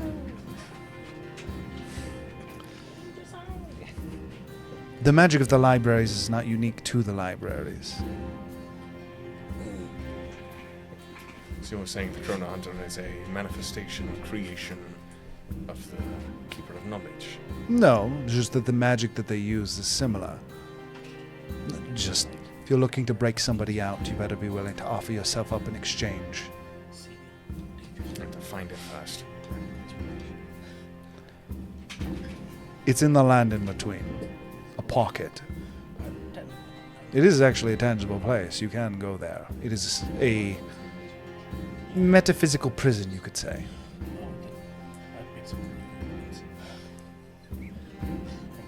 So that means we can find it with the compass. Hypothetically, there's no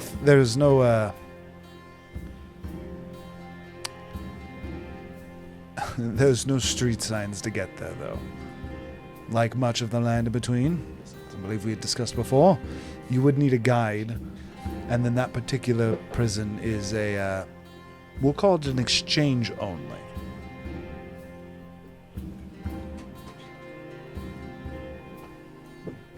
Although there are ways to get in, just not many to get out. Who do you want to free, King? The King of Dragons. He is old. You want to make him not out of retirement? Oh, we could eat him. That's probably the best way. Then his power will feed the tribe. Oh, I can make it for Tiamat as a welcome home gift. I'm like looking around. Anyone listening in? Batal is standing right there, but other than or Batal, Bahamut. no. If Bahamut turns out to be a good guy, anyway. Wait, are you saying to feed a dragon? I like how to we're saying like, Bahamut? we were like, she's like, Tiamat's obviously a good person, and Bahamut, maybe, which is completely counter of. Also, Tiamat, and you guys do know this, Tiamat is in fact not a good person. Part of the story that you read, she also wreaked a lot of havoc I know, but, across like, the world. But for like Tiku's perspective of like knowing Safarion, it's like. Can I insight But then you say Safarion or Warthalax, not Tiamat Bahamut. Yeah. Can I insight Naboro to Tiku saying that about Tiamat? Go for it. 15? He seems very perturbed by the idea. So you're gonna become the Raven Queen, right? The Raven King. Hey, you're getting your gender pronouns figured out. Yeah, I've been figuring out now recently. By the way, Clay, do you go by they, them now? Or you still prefer? I sometimes go by Cake Beekman. That's not a gender pronoun. Is that one of your sex names? That's definitely Yes. his undercover slut name for sure. To answer your Do you question, need me to make you cakes? I can make you meat pies. never mind. Oh, what were you saying, Kate? Oh, I'd like a good. Don't say it. Don't say it. I know what you're going to say. Don't say it. Do not say it. I've got enough cake. I could really use some pie. It wasn't as bad as I thought it was going to be, but It still. was gonna be bad, but they tried not to. Alright, finish what you were saying. To answer your question, Tiku, he gave his life to save ours. It's only right and logical for us to attempt to do the same. That is not how tribe works. It may not be how your tribe works, but it is how mine. Oh. Okay, I will help you go die. And not eat you. Death is not the preferred outcome. I will help you go not die, but die trade? Trade, prison, knife? I will do what you want. You will help, Tiku will help. I appreciate it. Well, for the evening, I recommend you get some good sleep, especially the three of you. The tribe of Brugdor is, we'll say, rambunctious. They, at one point, were a little bit more calm in their endeavors, but their current leader is active. With that, I shall be retiring for the evening. If I don't catch you on the morrow, I look forward to the next time we meet. Yeah, we'll see you later. And you will help with gods, and we will help with gods, and Zephyr will help with gods, and get lots of other people to help with gods. And we all die together. I prefer to think of we all live together. We all... Or at least we create a better world for those who come after. Succeed! That's a good word. That's a big word. Succeed the better one, for sure. Good night, my friends. Good night, Dark Elf. Oh, I go to seek out Dark my- Elf. I was like, what did you just... I thought you called him Darkov for some reason. What would you say, sorry? I Good go night. to seek out one of my informants. Dark Elf Grandpa. He's a Specifically- grandpa. He's definitely a grandpa. Which one's available? I mean, your most readily accessible one? Because your only issue is none of them would actually be staying at the manor that you guys are currently at. Kick would probably be the closest, wouldn't he?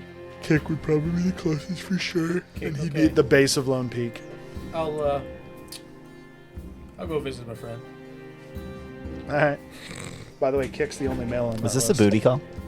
Yeah. I put some. Wait, no, Steve would be a male as well. He was originally going to be a female, and then I made his name Steve, and now he's a male. Well, I put some headcanon onto what their preferences were. So. Oh, God. I don't even want to know, actually. You don't. You keep it You over there. don't. Here are my notes. You keep that to yourself. They're my notes. I turn into a 6'5" dragonborn female with extra parts. I don't want to know extra parts. Leave the extra parts to yourself. So with that, you guys rest again. You're able, for anyone that has used anything, you'd be able to long rest again. I assume you're making something this morning, Tiku? Yes. Is this something with effects? Yes. But What? not Leviathan, because I was making too much Leviathan. Okay. What Good, please. what are we cooking? Wait, it's cooking.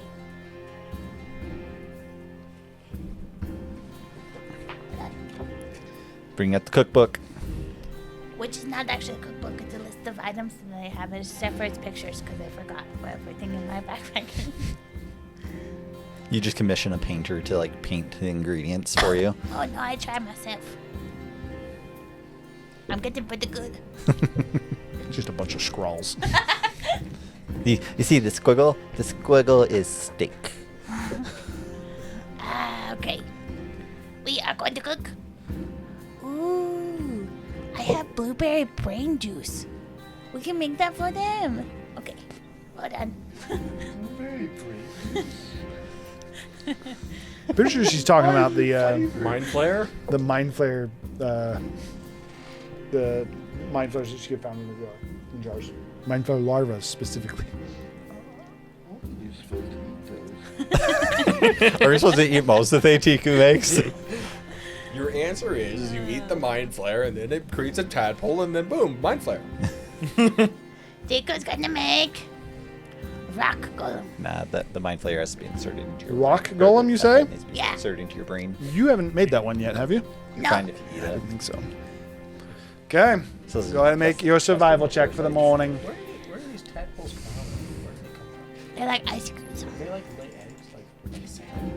The mother brain. Or the, not mother brain, but yeah. Yeah, because of like. There's too many ingredients around me. For like fish rolls. Can't find my dice. Oh, mean, I roll so bad today. It's fine. All of you guys have been rolling really bad. I don't know, I got two nat I 20s got a dirty on 30. useless stuff. Well, you guys can be awesome, I guess. Initially. What do you mean? I rolled a 100 on a percentile. I rolled 26 times. Which is pretty good, actually. 26. 26? Hey! Okay. It would be resistance to bludgeoning damage. Oh boy. Now I have it stacking 3. I hope we're fighting monks. Eventually it will become immunity, Nate. Eventually. You get like 10 stacks, then all of a sudden it comes immunity. Does anybody see my writing utensil? I think I lost it in all the rocks. Oh, I found it. I'm trying to scribble something out. I need to draw the picture. Rock Okay. equals smacking. Yay, happy face. Tigu prepares more rock candy for you guys, effectively, in essence, this morning. For those Also, that- there's eggs. And bacon. Oh, with those? Also, there's eggs. And bacon. Okay. And smoothie bowls. With like the rock golem is made into like little chia or like a no boba, little boba paws. She's like trying to describe it. It's just a glob of food. My first reaction was, you mean kidney stones? Oh, goodness. Okay. So, at this point, by the way, unless someone tells me they refrain, I just assume that everyone is partaking in Tiku's cooking. Yep. Yeah. What does she have? What's she making? Rock candy? golems. Rock golems. And she's turning it into a boba tea, where instead of bubble balls, you have little rocks of the little rock golem. But they dissolve in your mouth and then start crackling. I'm still trying to Seasoned pop rocks. keep an ey out if she cooks humanoids, but yes. I mean, me too, because I really like elves. What's my party? This is such a horrifying party. If you think, from the perspective of just like a person, if they saw this party's daily life, they'd be like, They just looks at an elf, licks their lips. They think it's for a sexual matter, but really he's just hungry. I mean, that's how like cannibals kind of come off, right? Like, but that's how you guys would appear to most people. Is like, Yeah, oh, this right. is a bunch of Hannibal Lecters that are trying to kill the gods. Like, you guys would be horrifying to a normal person. I'm a monster.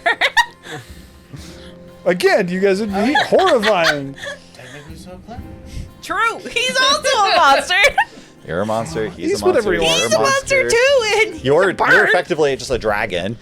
He's a crow bird. He eats dead bodies. I'm the most normal person Again. here, except for I've transcended my mortal aspects that I don't care anymore. Again, horrifying party for most of your Yeah, people. he's the only human here. He's a dragon. Dragons do all kinds of shit. Okay, so after having Tiku's breakfast of rock golem, you guys would head to the base of Lone Peak. So I know you're accompanying. Are the two of you still accompanying, although you're not looking to participate? Or are you staying behind? Out of curiosity, what are they planning on doing there?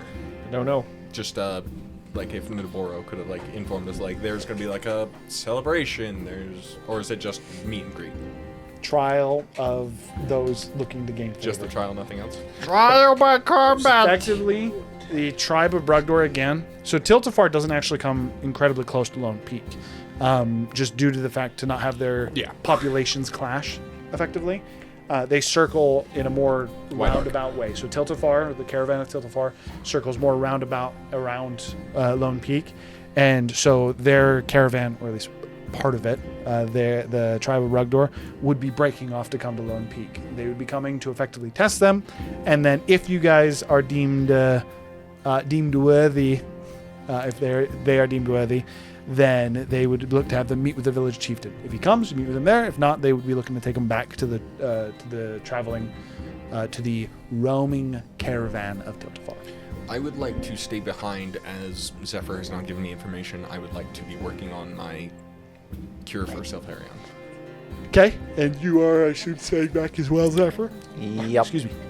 Okay, so it'd be the four of you that are going to meet with the tribe of Brugdor. Almost like they spotted you guys coming down the mountain. As you guys would be descending Lone Peak, coming from the manor, you would see what is a large group of what appears to be horse riders that are out in the plain, almost kind of like circling, and then almost as if again like they had seen you as you guys come down to the base and start to move out to meet them. Two of them branch off and start to ride towards you. As they get a little bit closer and a little bit closer, you realize that those are not horses. As what is two goblins riding massive wargs, like borderline huge size. The goblins look disproportionately small atop what is two, again, absolutely giant wolves. Oh, those guys are so stuck up. Goblins think they're so much better than us kobolds. The goblins are standing on the backs of the of the wargs so that they can actually see over their Look at heads. them 'cause riding their they're frickin' large wars, enough. acting like they own the place. They kind of do own the place. Kiku just has like a freaking racist thing against goblins. Apparently, we just figured out that she's racist towards. She doesn't eat goblins. They That's always where try she to draws the line. They always try to steal our burrows. the head would eat one of those. With that, these two goblins riding up directly towards you. One jumps over the four of you, jumps over your head, kind of like lands behind you as And they now they're almost doing fancy tricks. they almost like start to circle you. The goblin in front, kind of like pulling up, looks around. And says, You! Toad, you looking to meet with Chief? Yes? Yes. What's to you? Yes. He seems confused by your question. I is Coop. I is messenger of Trap. I was here to retrieve See, they're so stupid. 3. You're not part of trial. You watch. I'll watch. Can he come? As he looks to the other goblin, and the goblin kind of like hand still in the rain. Please. Seems you come. They're such Let's barbarians. go. As he would turn, the warg almost like rapidly just the ground itself almost like tearing under its feet. As they go, You walk, you ride. Oh, I'll ride. He walk. There's this really weird sexual tension coming from this guy. We can ride, I guess. Smart. If you ride in front of Tiku. I don't want to be next to the goblin. as you say that, the warg comes up behind you guys and just picks you up and like almost like flings you through the air onto his back, to the point that you would need to make an acrobatics check from each of you to actually successfully land on the back of this thing and not fall off to the side. Is this because this is like another race very similar to kobolds, like a small I diminutive have no idea. race I that, like, don't know where this racism came from. That, like- it's the thing. Like they step on your territory a little bit. We the small weak ones, not you. Yeah. I'll show who's weaker. Actually, you can't fail the acrobatics. Welcome to being a rogue. It's not a hard check. It's only 12. Oh. Oh, 12. So you like lands and there's like and you like start to slide off, but the fur of this warg is long enough that you're like pull yourself back up. Good doggy. The warg for you actually it comes up behind you and then it like pauses for a moment and instead walks to the side and kind of like drops onto like the front part of its legs. Yeah, the forepaws. The goblin on top of it goes, "Here, you're scary." He just points behind him and then just starts like looking forward. Yeah, that's right. Okay. Sounds scary too. Razu jumps in the back and says, He's a sissy bird. That's it. Before He I walk. get on, I'll just crush the rocks in between my feet. the goblin on the warg on the back. I don't know what that is. It's just the two wargs, like they get ready. The one that Tiku and Gurgle are on, yours actually just immediately just and takes off. The other one doesn't move for a moment and he goes, He say you ride. the warg still effectively almost like laying on the ground would wait for you to get on as well. I'll go ahead and mount the warg. As you Warg mount on best the warg as character. well, it gets something. I don't like it. As the warg takes off as well. And as you guys would ride towards the tribe of Brugdor with these two small goblins atop giant wargs, that is where we are going to end for tonight. As to actually see what this trial is going to be and how this is going to go, we'll have to figure out next week. We appreciate you always hanging out, Jasmine, even though you give me nightmarish images. Have a good week. We'll see you next week. Bye-bye.